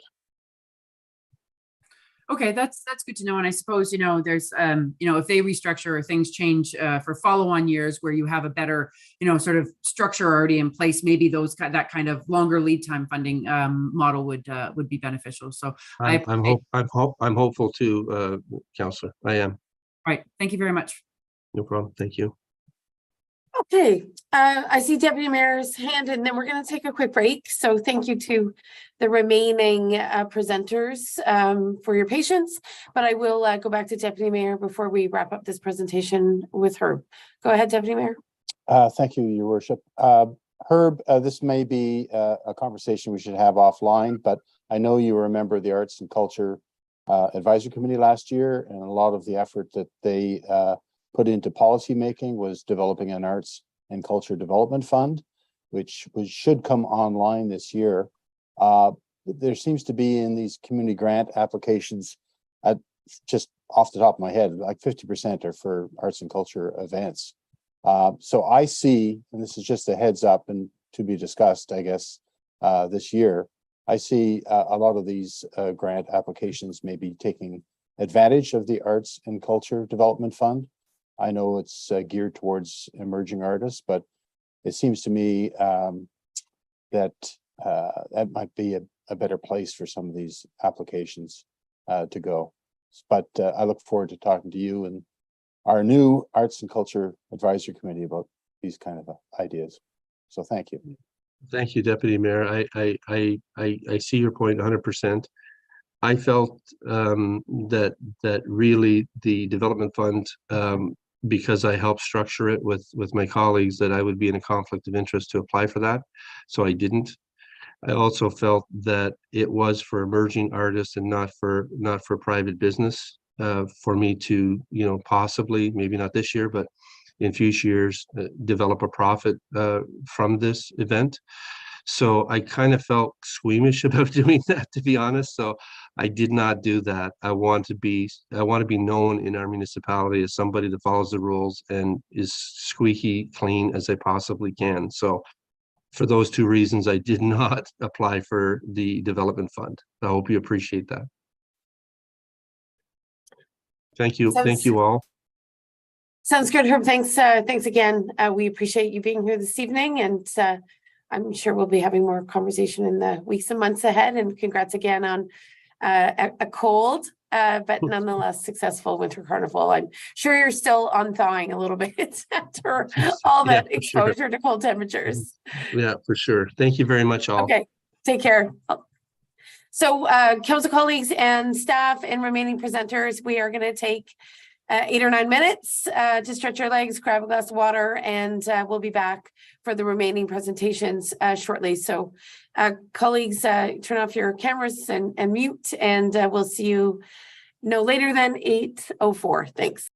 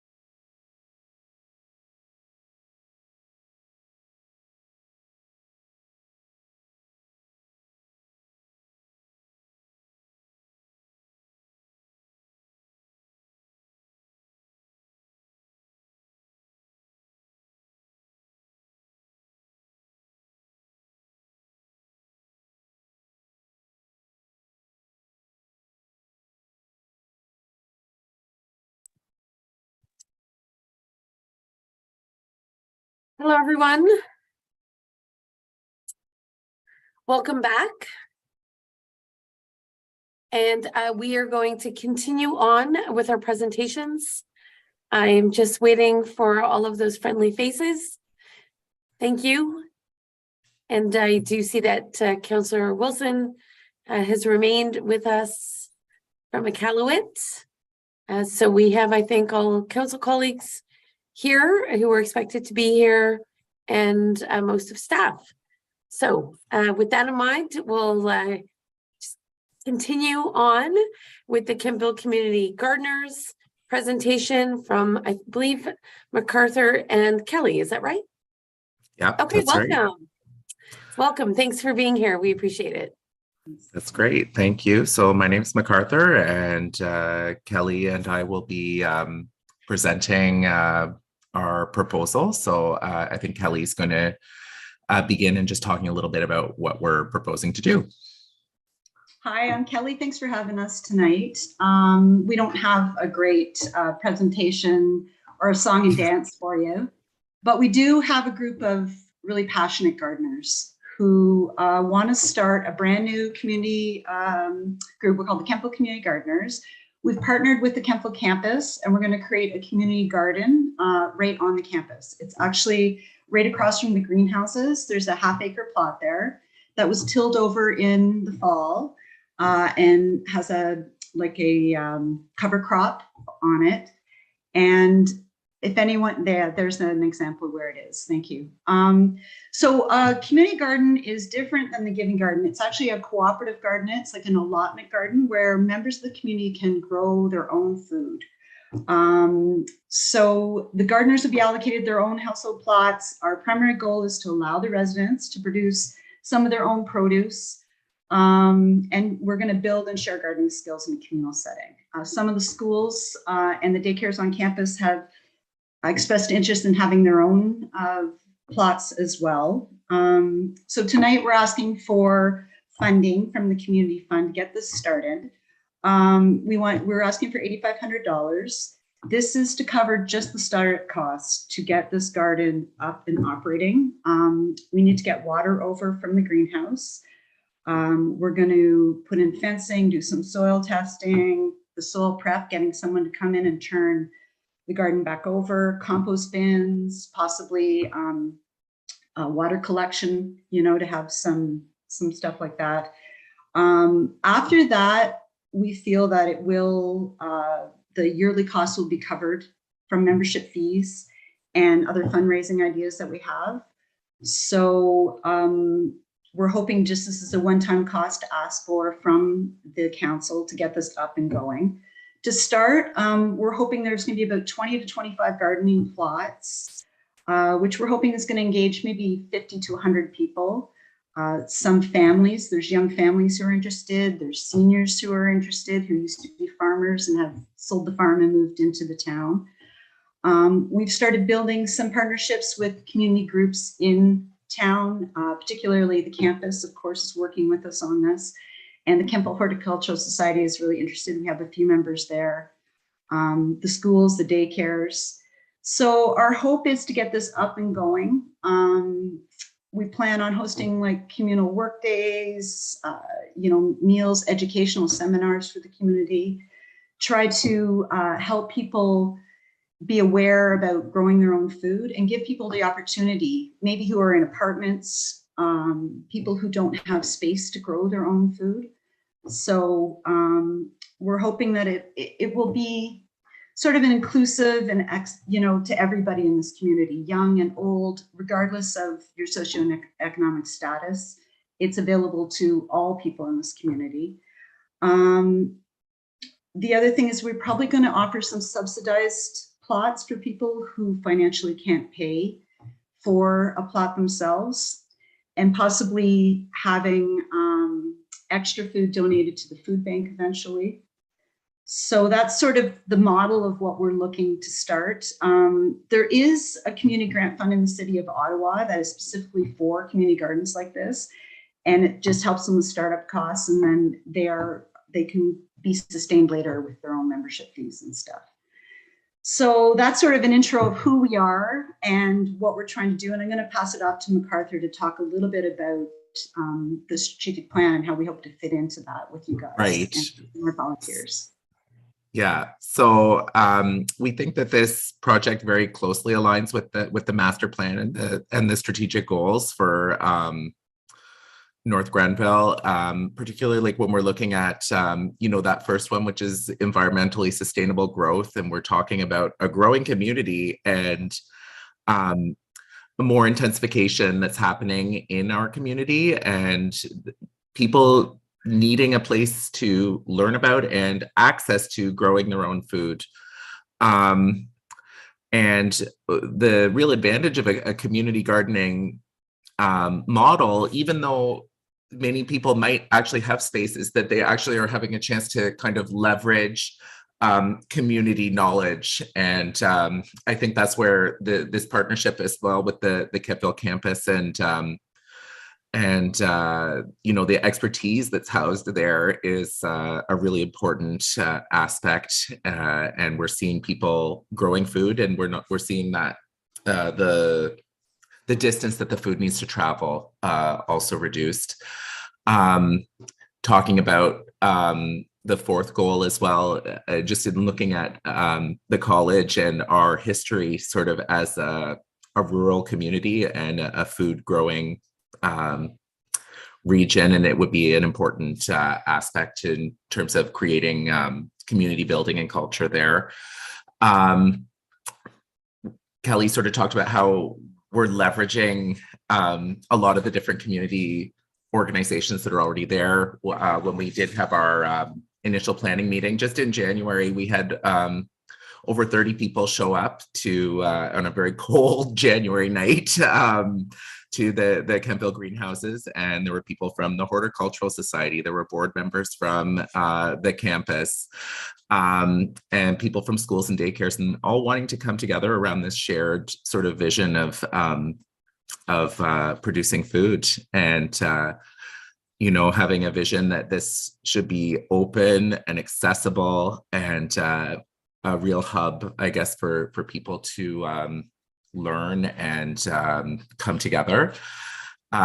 So spending time outdoors and really, I guess, creating that community atmosphere.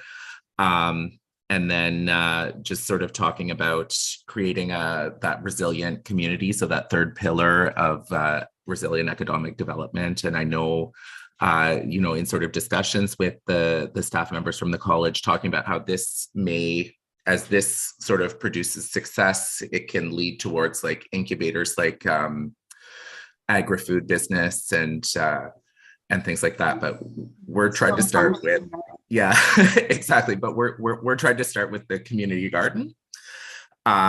So our hope is to, like Kelly mentioned, 20 to 25 plots. More than one person would probably be taking care of a plot. It might be a family or a group of a couple families that might come together. Maybe outside organizations as well, like the schools or daycare centers that are nearby.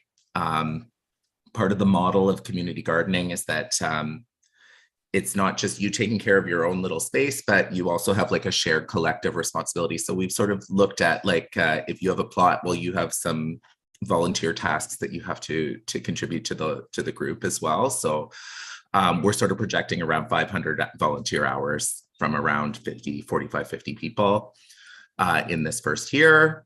And we'll know that we were successful by the number of plots that are being tended, the amount of food that is being leveraged, as well as conducting things like surveys and doing community events to outreach to more people.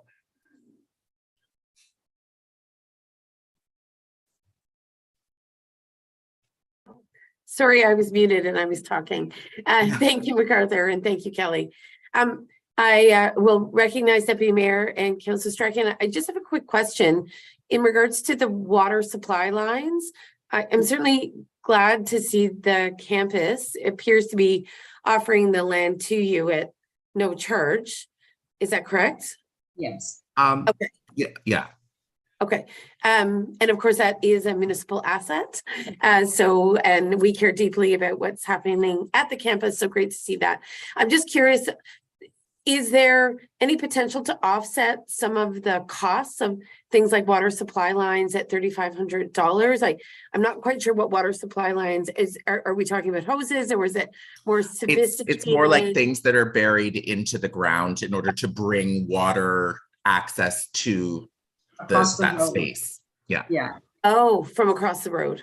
Yeah, so it would have to come across the road into the garden, so there could be water there. And so it would be, I believe that the campus has looked into what needs to be required. I see. We've been working fairly closely with Leela Ramachandran, or Leela, if I didn't say that right. She's the project manager there on the local food initiative and stuff. So she's been working with us a lot on that. Perfect. Okay, that's helpful. Thank you. I'll leave it there for now. Deputy Mayor? Thank you, Your Worship. Thank you, MacArthur and Kelly, for bringing this forward.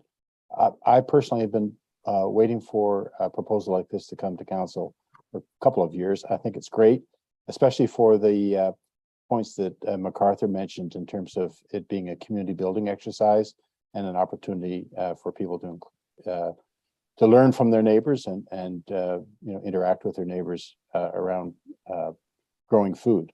I don't really have a question. I look forward to discussing with council the merits of all these proposals. I would just like to take this opportunity that at last count, we've had approximately $260,000 worth of asks, and we've come a long way with our community grants program from 8 years ago, I guess, when we petitioned to have community grants budget raised from 10,000 to 15,000.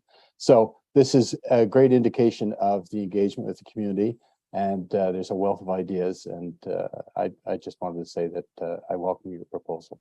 Thanks. Thank you. Councillor Strakian?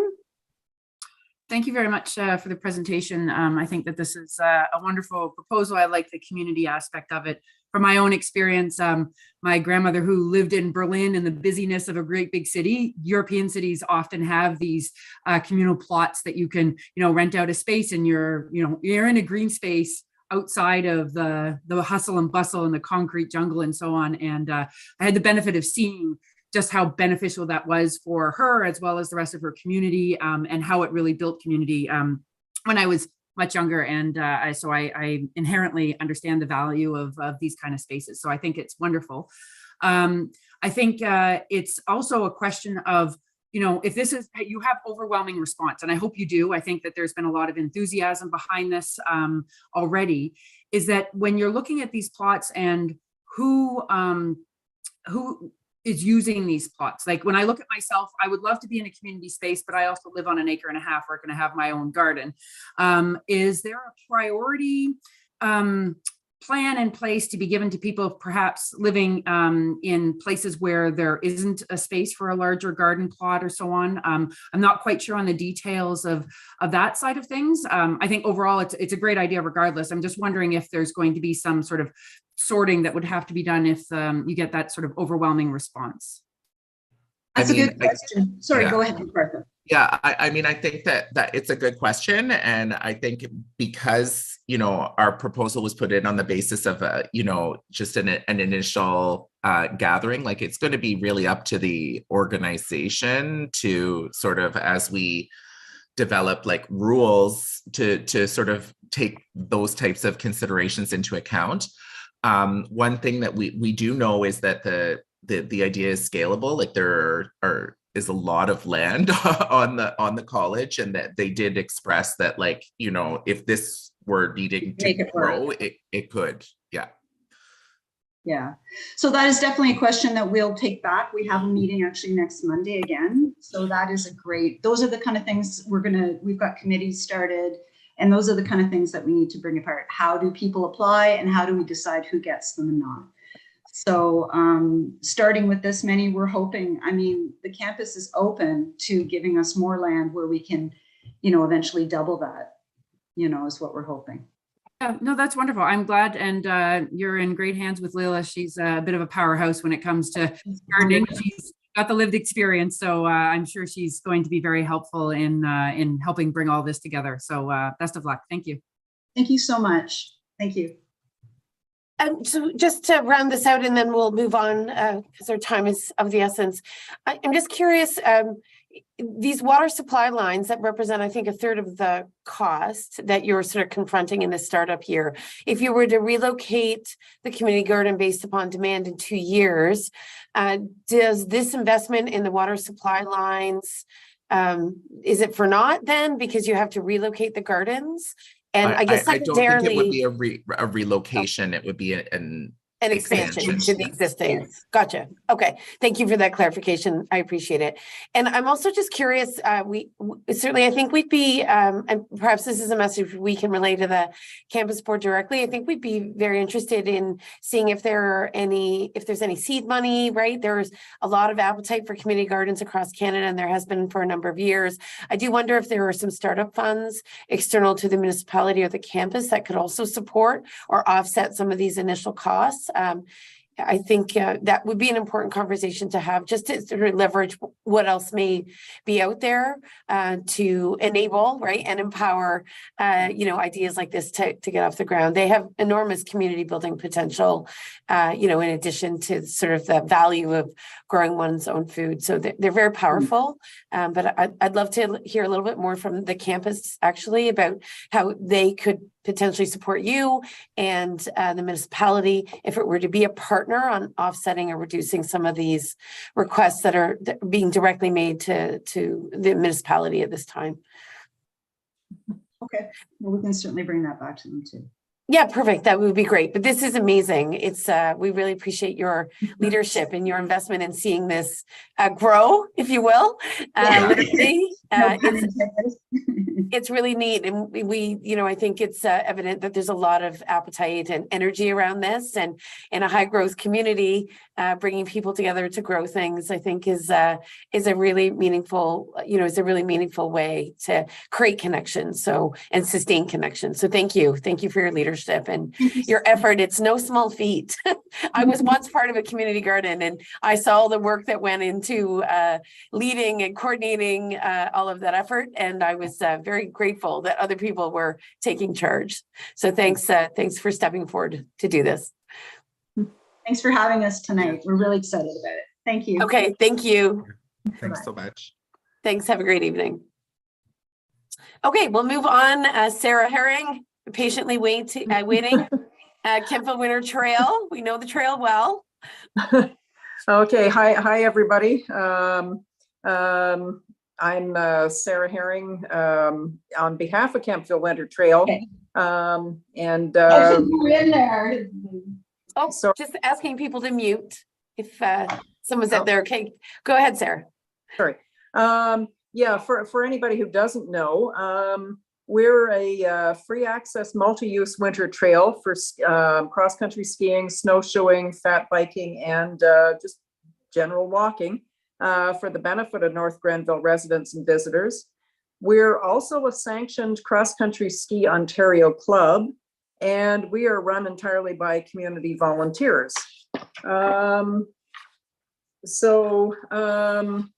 Our current operation is in Ferguson Forest Center with about 2 kilometers of trails in the Arboretum, a kilometer in the woodland trails, and we've just expanded that a little bit this year. About 2 kilometers on the nursery roads, and then another kilometer at the far end of Settlers Trail. Between that and that joins along with the snowmobile trails to the rest of our groomed trails in Ferguson Forest Center. We have some planned future expansion, probably next year in Ferguson Forest Center with about close to 4 kilometers, hopefully in the northern end of Ferguson Forest Center. And then as we'd also like to expand further south along the Waterfront Trail and perhaps into Riverside Park. That's sort of dependent on what happens with the expansion of Highway 43 and whether there's a viable way to connect once that's all done. So this is our third year of operation. Our first 2 years, we've sort of come a long way in the first 2 years that we've operated. We purchased a trail grooming machine, became a cross-country ski Ontario club, and attracted a couple of terrific trail groomers and some wonderful trail ambassadors, and got going in our first season. Then last year we added in some workshops that were run by Karen Messenger, our premier trail ambassador, I would say, who is actually a Kemptville girl who first learned to ski in Ferguson Forest Center and has moved on to become a world-class biathlete and Loppet participant. And she's also a ski instructor out in Canmore, Canmore, Alberta. And that went over very well. That was last year. And then this year we have finally purchased our own snowmobile, which has put us leaps and bounds ahead in our ability to groom the trails, and taken a real burden off of our volunteer trail groomers. So now what we're looking at is further funds to be applied towards a trail roller, an equipment storage shed, because while Ferguson Forest Center does provide us with some space, they have sort of reached their capacity of what they're able to provide for us. And with the additional equipment, we're really constrained right now. And it's sort of minimal at best because it's in a building with a very soft, sandy bottom floor, which is not great for the snowmobile. So there's that. We're hoping to add in a fire pit where people can sort of stop and warm up, or maybe even two. We'd like to be able to purchase children's skis, which would be available both for lessons and for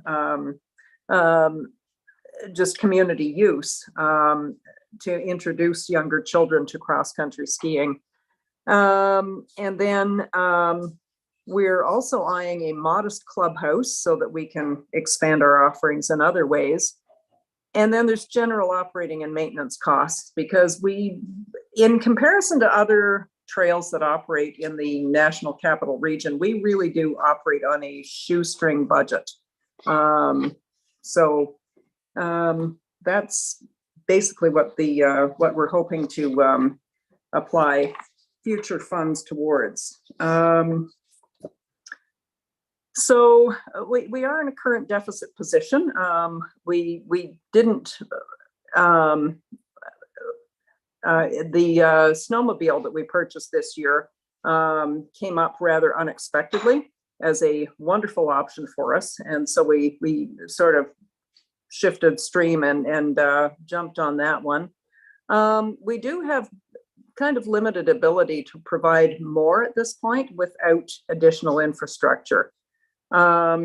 We do have, as I'd mentioned, the current equipment storage constraints, and support now would enable us to maintain our offerings and progressively expand our trails and offerings as more funding becomes available.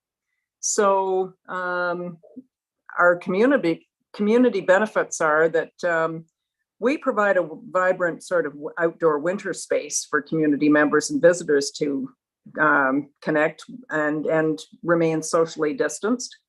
We promote mental and physical health and well-being at a time of year when most needed. And we engage residents and visitors in outdoor winter activity, connect people with nature. We sort of feel we showcase Kemptville's natural spaces and parks and keep North Grenville residents and community in the community to engage in winter activity. And we feel we're sort of a tourist draw, which in turn spurs economic activity. And at the end of the day, we're just easy for all ages to use and enjoy our trails. Moving on, just a little bit about our volunteers, because we are operated entirely by volunteers, from board members to our trail groomers, trail ambassadors, and our flagship ambassador, Karen Messenger. Our measures of success, we sort of measure that through club membership growth, our social media follower growth and post engagement, which is, it just increases in an ongoing capacity. Our Trail Ambassador program provides us with sort of summary reports of trail use, and just general community feedback through, generally that comes through social media, and it's just ongoing and nonstop. We're always getting messages from people telling us how much they appreciate that we're out there operating in the community. So if you look at the budget, we're asking for $10,000 this year, and our membership dues are they're pretty nominal. They don't bring in much. They just show support for the presence in the community,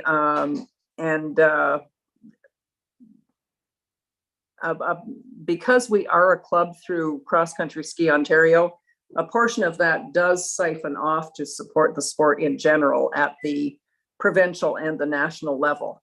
So we don't get a whole lot out of that. Fundraising, we're targeting about $5,000 and donations of about $750. I would say we're at about 15% of that right now. We will be having a moderate push in that regard in the next month or so, but our biggest push will come in the fall as we gear up for the 2024 season. And I do believe that fundraising number is a pretty conservative estimate of what we're expecting. So where the expenses are concerned, you can see them outlined there. The biggest one, of course, is what we've put in as a clubhouse, which that's everything there is progressive according to how much money we're able to bring in, whether it's through grant funding or donations or fundraising. Once we have attained these things that you see itemized here, we expect that it will require about $3,000 a year annually to maintain ourselves beyond that. And we feel that will be pretty easily attainable through membership and regular donations at that point.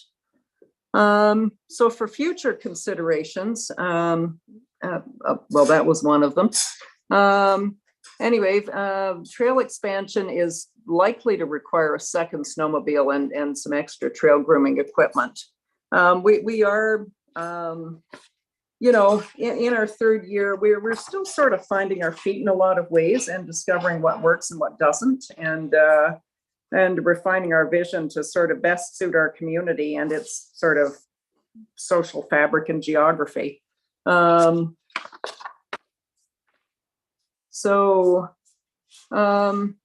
The clubhouse, additional funds are needed to insulate and minimally finish the interior. We are looking at that clubhouse as a potential joint venture with the Friends of the Ferguson Forest Center and the Kemptville Disc Golf Club.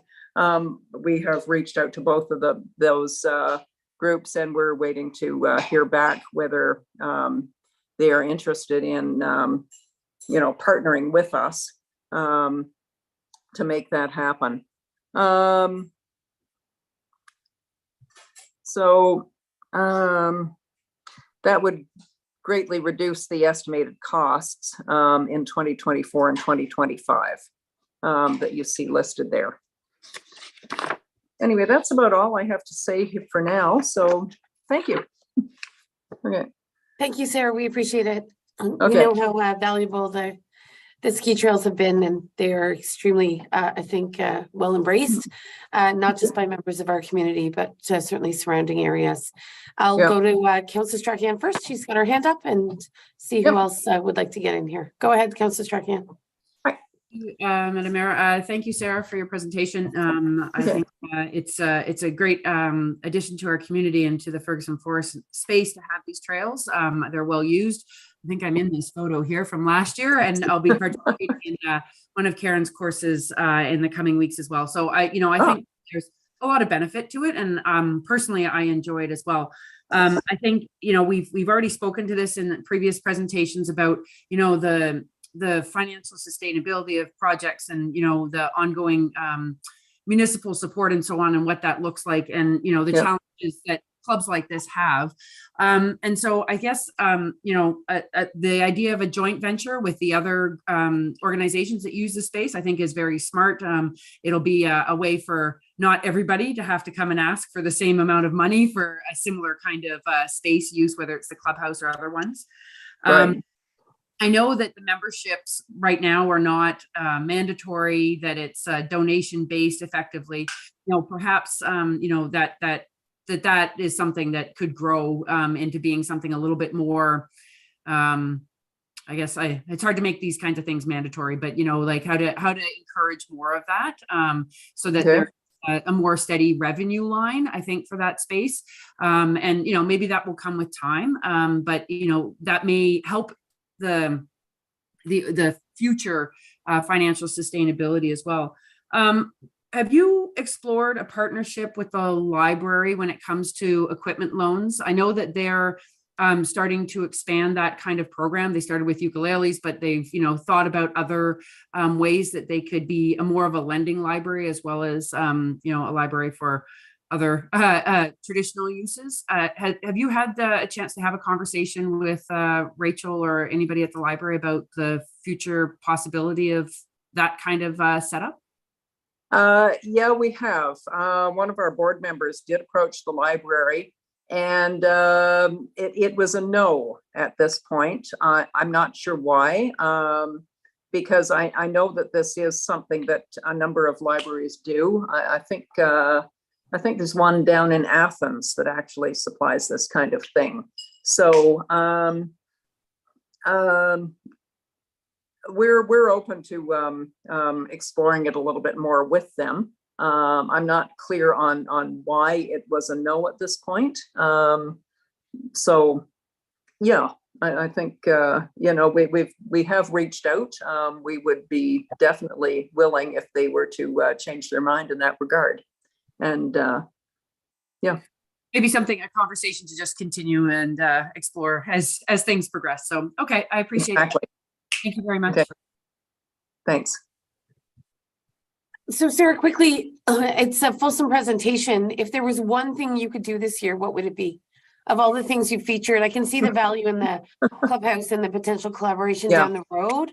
So it sounds like there's some good potential there, but if we had the capacity to work with you on just one thing, what would it be? It would be storage for our equipment. Ferguson is completely at capacity in what they can provide to us. And as I said, it is, it's adequate, but it's not ideal by any means. It would really help our groomers to be able to function better. And the acquisition of the snowmobile, which it sounds, I understand from previous conversations that was helpful, extremely helpful.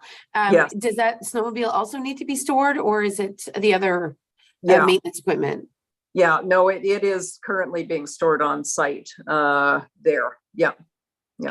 So Okay. yeah, it is, but it the storage does need to be on site where we're operating right now. So the best thing would be a shed with a garage door at either end for drive-in, drive-out capabilities, and potentially located a little bit closer to the central operations where we are at the moment. So, Okay, Yep. perfect. That's very helpful. okay. Okay. I don't see Deputy Mayor's hands. We may move on. We really appreciate it, Sarah. We know you've brought a lot of leadership to this and a lot of heart and a lot of effort. So we thank Yeah. you for creating some really good collaboration up to now and locating the trails in a fabulous facility that is Ferguson and working with the a couple of the volunteers with the Snowmobile Club and really getting things underway right at Well- the beginning of the pandemic when people were really desperate for it. So thank you. You've certainly made your mark. There's no doubt. Thanks very much. All Yeah, right. we'll be in touch. Thanks so much. Okay, thank you. All right. Okay, and next, I think we're moving on to the Eastern Ontario Quilt Documentation Project. We have Nancy and Teresa here, is that right? Yes, I'm here. Okay, thank you. Welcome. Welcome. Thank you. Good evening, Mayor Pickford and councillors. And I'm just listening to all of these things. Isn't North Grenville a very active and wonderful community? Wow. It truly is. Okay. So our project is to identify quilts. And you're going to say, why is that important? Well, it's important to keep the history. And so, and also this is the 25th anniversary of North Grenville. So we would quilts that are more than 25 years old. And further on in our presentation, you will see why. And we're with the Kemptville Quilters Guild, and they are launching this, but it's a separate project. It's just that we will use most of the members of our guild. Next slide. So a little bit about the Kemptville Quilters Guild. We're now in our 23rd year. We currently have 97 members. We meet once a month, September to June, and we promote quilters and quilting through meetings, workshops, trunk shows, presentations, in-person and virtual sewing. We have members that make charity quilts for family services. We made approximately 145 in 2022, and also for Habitat for Humanity families. We have a monthly newsletter and a library with quilt-related books for our members. And the North Grenville Historical Society has expressed interest and support for this project that we're about to embark on. So why document quilts in North Grenville? And it's to preserve and share North Grenville's quilt heritage for future generations. I'm sure many people do have a quilt that maybe Aunt Mary made or something, and all of a sudden you don't know who really did it, why they did it, or maybe it was your great grandmother's or something. These need to be documented, and we will show you in the later on how we're going to do that, and then it will be recorded. So we need to record the makers. We discover quilts related to the history of our area. For example, the signature quilt, if you notice the little quilt on the left-hand side, the red and white one, called a signature quilt. So service clubs would put this out and people would pay money, like $1 or $2. I know down in Prescott, there's one that's a 1922 and a 1925. So we want to get those documented, and they came from north of Iroquois and Mallorytown. And people paid $2, and then that quilt would be raffled off or donated. The Red Cross quilts, they were made by Canadian women and in this area and sent overseas during the wars. And often those quilts were just sort of set aside or thrown away, but some got saved, and now they're being returned to our province. Down in Gananoque, there is one that has come back, and that is very exciting because it's part of our history. We could take some of these antique quilts and display them in municipal buildings. Local merchants could have them, and we could change them around. Library, Historical Society, apparently they have one. And it's really important to keep this heritage alive. They're living documents. Next slide. So what quilts do we want to document? The project looks at quilts that are 25 years or older, and then information gets captured through forms and photographs and would include information such as the name of the quilter, the date made, the pattern of the quilt, the type of fabric that was used, the size of the quilt, and then other details that the owner may be able to share with us about the quilt. Next slide, please. So this endeavor will take quite a few volunteers.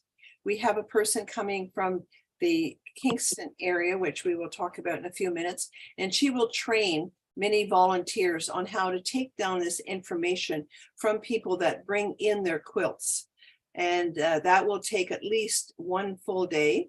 And then the day that people are going to make an appointment and bring their quilts in, they will have the information, who made it, where it's stored, all the kind of things of that sort about that particular quilt, the history of the quilt. And then we have to make several forms and answer emails, make appointments, and that's going to take quite a lot of time. And the communication, we will put articles in newspapers, radio. We'll do this before and after and during the time that we're going to do this. And we're hoping to be able to do this about the end of May. And then we want to put it together and make it into a book. So this could be kept at the library or the Historical Society or maybe the Municipal Center. So people could go back in history and look and see it. The honorarium would go to Beth Garner. She's the person, she's the curator. And I think later on, Teresa will tell you her credentials. She'd train the volunteers. And then Betty Cooper, which most of you know, she would be the photographer. We've spoke with her. So we need to photograph these quilts. And I think would be very interesting. It may not be exciting, like, you know, walking on a lovely trail or Oktoberfest, but this is history. And if we don't capture it, it will be lost. Next slide. So the community grant money would be used to pay for Bethany Garner to come to the area. She is the curator of the Ontario Quilt Documentation, and she's already been through this process in 10 different communities. She is an instructor at St. Lawrence College, their textile and art program. She's also an instructor for the Tet Center for Creativity and Learning in Kingston, Ontario. And her belief is to document not only the aesthetics and technology of quilt production, but the functions and meaning of quilts and quilt making in a specific cultural content. And then Betty Cooper would be paid as a professional photographer. We would have the expense of a rental for the location where the training would be done for the documenters and the location where the quilts are brought for documentation and photos. Then some refreshments for the volunteers during training and documenting. Labels, you can see shown on the screen in Richmond, they went through this process in 2016, and they had an Eastern Ontario Quilt Documentation Project label, and it would be nice to see one with a North Grenville logo in there. And then we would have the expense of forms for documenting and photocopying, and then the book format for displaying the information of all the quilts that we discover. Next slide. I was just going to say about that label, obviously you saw my name on the label, and it was really interesting to go and see the quilts that came in there. And now that label is stitched onto the back of the quilt. And, you know, 50 years from now, somebody can go to that book and they will know about it, because we all know that our teenagers and younger generation sort of like, yes, yes, that's okay. And they don't really listen and they don't take notes. And so therefore, I think that's why it's important. So the measure of success will be the historical significance and provide insight into the life of North Grenville at earlier times. And we will create this booklet and show the documentation of the quilts. And we hope to have well over 150 quilts coming in. We'll take more, But I think there's a great interest in it. I've been involved with doing some history and antique quilts, and there are a lot out there, and people will say, I'm not sure who made that, but if we got them with their thinking cap on, they might be able to figure it out, and we could document this. Any questions? Oh, next. Yeah, thanks. Thank you very much to you both. And I know you were quite involved in the quilt displays that took place during the International Plowing Match. And we had the opportunity to see some beautiful quilts that were made specifically in honor of Kemptville hosting the IPM. Just before I go to Councillor Strakian, I just wanted to ask a quick question. Have you considered or had any discussions with the North Grenville Historical Society when it comes to potentially using a location, you know, for that curation day or that day where you would be receiving and documenting the information around the quilts? Or I'm just curious to know, I guess, fundamentally, whether or not the Historical Society has the space, what the status might be of any potential collaboration in regards to this effort. I think the Historical Society perhaps would not have big enough. Now, I know at Richmond, they used the Sunday school room of a local church, and it was really quite crowded. I'm thinking of the municipal center because it's easy access and people know where it is. And, or for instance, Grenville Mutual Insurance. I do not know. We have not spoke to them, but there are some other local churches that do have big halls that might be able to facilitate this.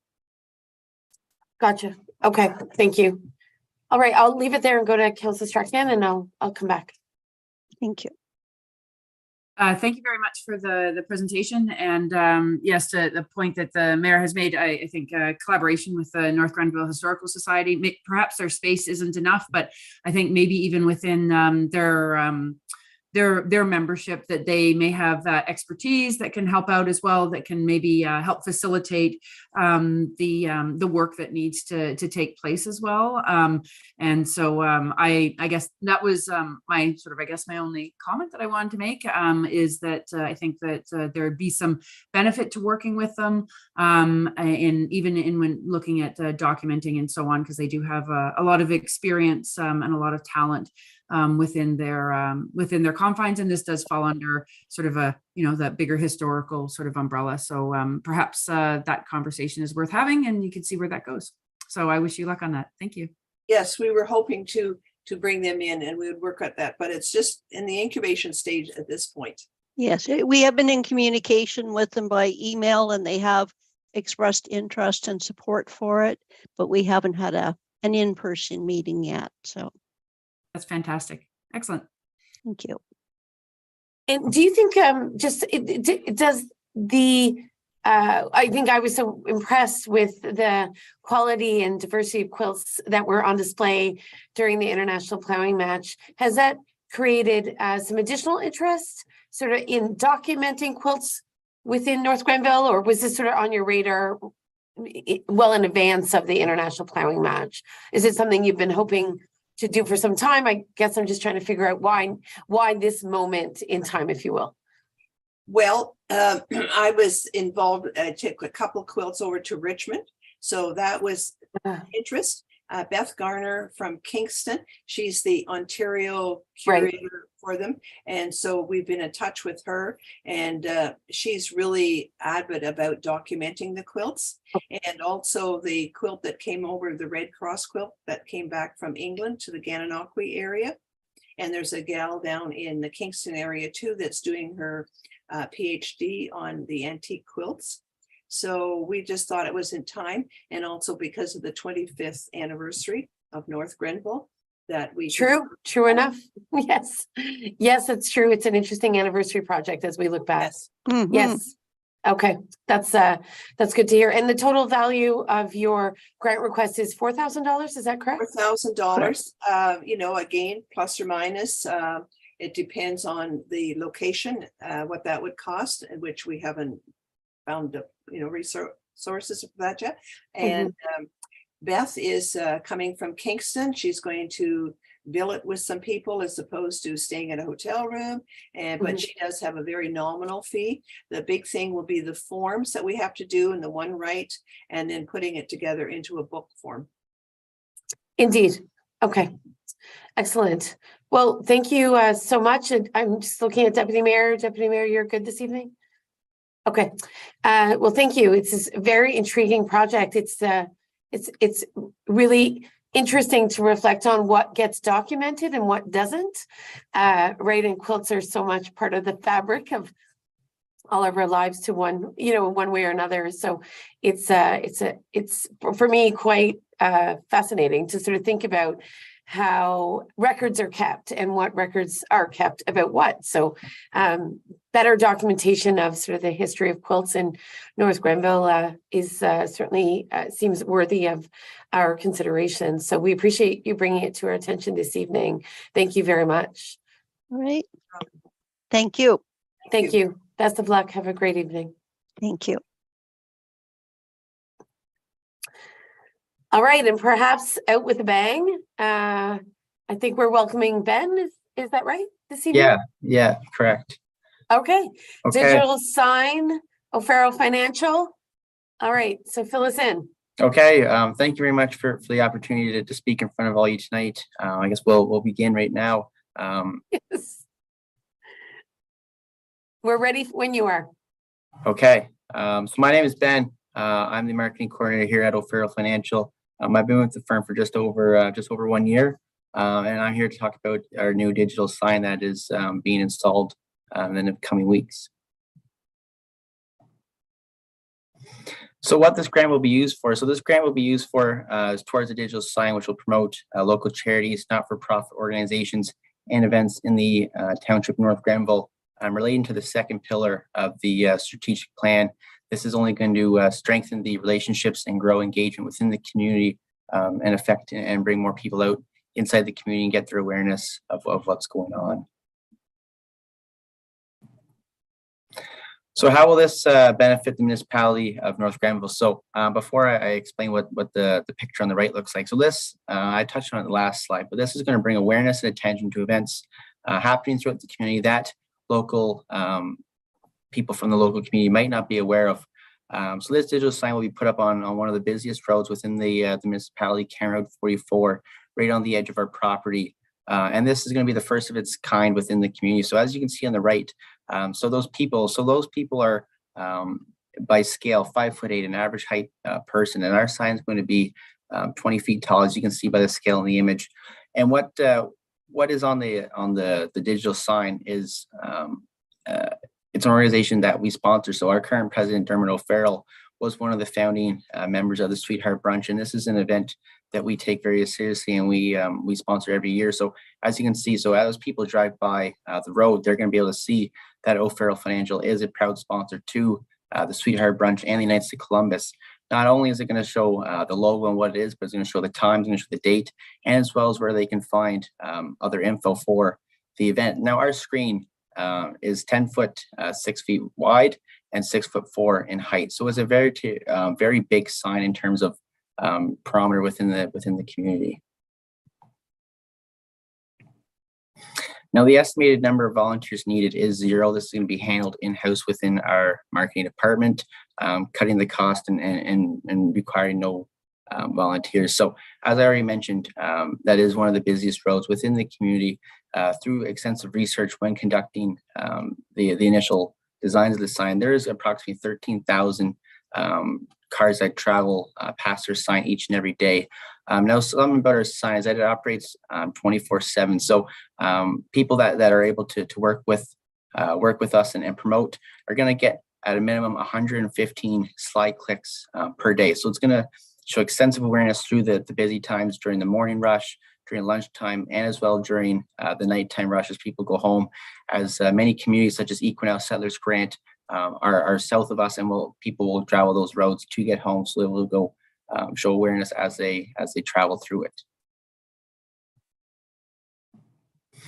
Now, ways to measure success. Now, we are asking $50,000 for the funding of this sign. And some ways that we're going to monitor success through this is monitor the traffic through our website and social media channels. Now, how are we going to do this is we're going to be able to filter the timelines of when the campaigns are run versus when they're not. We're going to be able to look in-house and determine how successful it is. And if not, ways to change it. As I mentioned, all the designs happen in-house. So if something isn't going the way that we want to or our partners want to, we're going to be able to change it the day of and make it so everyone's happy. So no one feels that they're losing or anything, or everyone is together and they feel that everyone's getting the most exposure possible.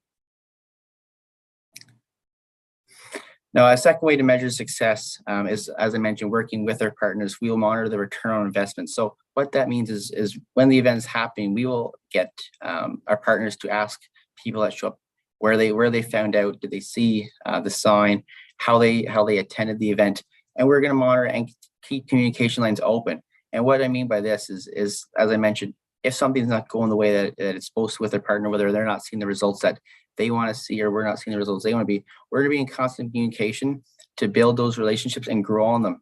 As I mentioned, this is the first of its kind of sign within the community. So we want to utilize that and to maximize the potential that it has, accessing the amount of people that it has throughout the community to expand and strengthen our engagements with partners in our local community, and only broaden and attract more people to come to events within the community. As you can see on the right, this is the front and back of what the sign is going to look like. So very similar front versus back. This is just the outline of what it's going to look like when it's all said and done and once it's put up at the end of the month. So thank you very much for listening to our proposal, and if you have any questions, I'd be happy to answer. Okay, thank you so much. I'll go to Councillor Strachan. Thank you very much, Ben, for the presentation. Quick question for this sign. I mean, you mentioned that it's for community events and so on happening in the community. The examples that you're using are for ones that O'Farrell has sponsored or is, proudly supporting, whatever way it was phrased. Is that the sole intent of that billboard, or would it be possible to have other organizations ask for their events to be advertised on that sign? And for sure. So as per township rules, we cannot sell advertisements as part of the bylaw. But if local non-for-profits or other charities wish to partake and get their image up on the screen, they are more than welcome to come and approach us and talk to us, and we are able to negotiate and find a way to improve their awareness and the way that we are going to support that local community and charity as well. Thank you. Deputy Mayor, go ahead. Thank you, Ben, for the presentation, and through you, Madam Mayor. You mentioned the sign bylaws, so you are familiar with the sign bylaws in terms of what you can and cannot display. Correct. I'm assuming that the other 50% of the project is being funded by O'Farrell Financial. Is that correct, or are you getting funds from some other source? No, that's going to be funded by O'Farrell Financial. And are you familiar with the electronic sign the municipality has about 100 feet further north? Correct. I'm wondering whether you would entertain a counter proposal where you could have the sign situated on municipal property where that electronic sign is. That's I think people would question why there's two signs basically displaying community events in such a short distance from one another. For sure, we would definitely entertain any proposal brought forward. Okay, thanks. Thank you. That being said, Deputy Mayor, I believe there was a significant investment in stabilizing that electronic sign within the last couple of years. So I guess then perhaps a similar line of thought in terms of how that sign works in tandem with another large electronic sign that I think is less digital and less colorful than the one that you're proposing. So at the end of the day, I'm curious, the request for $50,000, is that correct? Covers the full cost of the sign, or is it a partial cost of the sign? I don't think I caught that. No, it covers a partial cost. Oh, and what is the full cost of the sign? So the total cost for the sign is over $250,000. So we are seeking $50,000 to help fund part of the sign. So the sign itself, including its installation, is $250,000? Correct. Okay, and from the perspective of O'Farrell's, what has led you to identify the establishment of this particular signage as being valuable? Obviously, if you were to absorb 80% of the cost, if not more, why this sign and why now?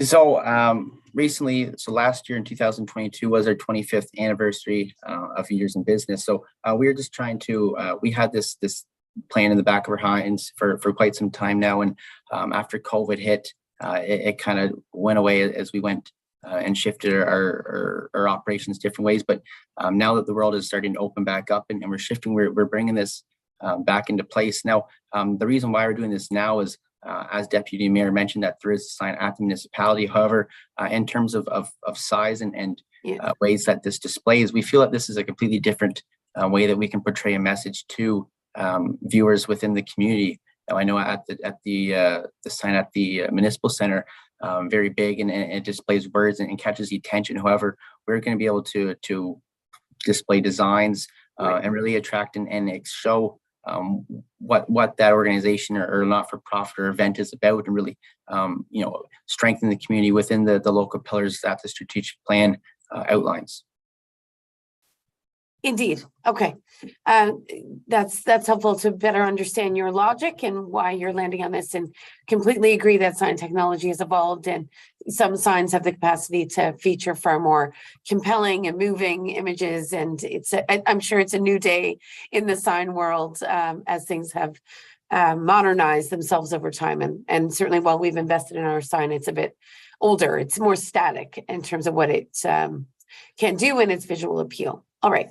Any other questions, council colleagues? Seeing none. Thank you, Ben, very much for bringing this to our attention. We appreciate getting some insight into your thinking and the value and the logic of this sign. So that's fantastic.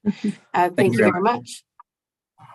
And I think this closes council colleagues. I'm just looking to our Clerk, Ms. Workman, for the official way forward, so that we can close our meeting. Ms. Workman, what's on the agenda? So the resolution to receive the presentation. Would you like me to read that for you, Mayor Pickford? Go ahead. Thank you. So that council received the community grant presentations and report titled 2023 Community Grants for Information Purposes. Thank you. Can I have a mover and a seconder, please? Thank you, Councilor Strachan and Councilor Barclay. All right, I'm going to call the question. All in favor? Good, that carries. Carry on, Ms. Workman. So now on to correspondence. We have none. Other business, we have none, unless any member of council has one. Notices of motions, no introductions and considerations of bylaws. We have no members of the public or no other members of the public, I would suggest. I think everyone who's here this evening is here on behalf of a community organization. So, okay, yeah. So on to the confirmation bylaw, that bylaw 1423 to confirm the proceedings of council at its regular meeting held on February 8th, 2023, be adopted and passed. Yes, so I'll take a mover and a seconder. Deputy Mayor, Councilor Strachan. Good, and I'll call the question. All in favor? Good, carries. And I'll think we move to adjournment. Is that right? Correct. All right. So we are moving to adjourn tonight's council meeting at 9:08 p.m. Councilor Strachan, Deputy Mayor, take a mover and a seconder. Thank you. And I'll call that question non-debatable. All in favor? Good. So thank you to all of our staff, senior staff who have joined this evening, and I think we're listening intently, alongside, of course, our clerk and Director of Corporate Services, Hilary Janou, for bringing it all together, and most of all to all of our presenters. I know just a few are on the line now, but appreciate all you're bringing as leaders to your organizations and your vision for North Grenville in the future. So thanks to everyone. Have a good evening, and you can tune in tomorrow for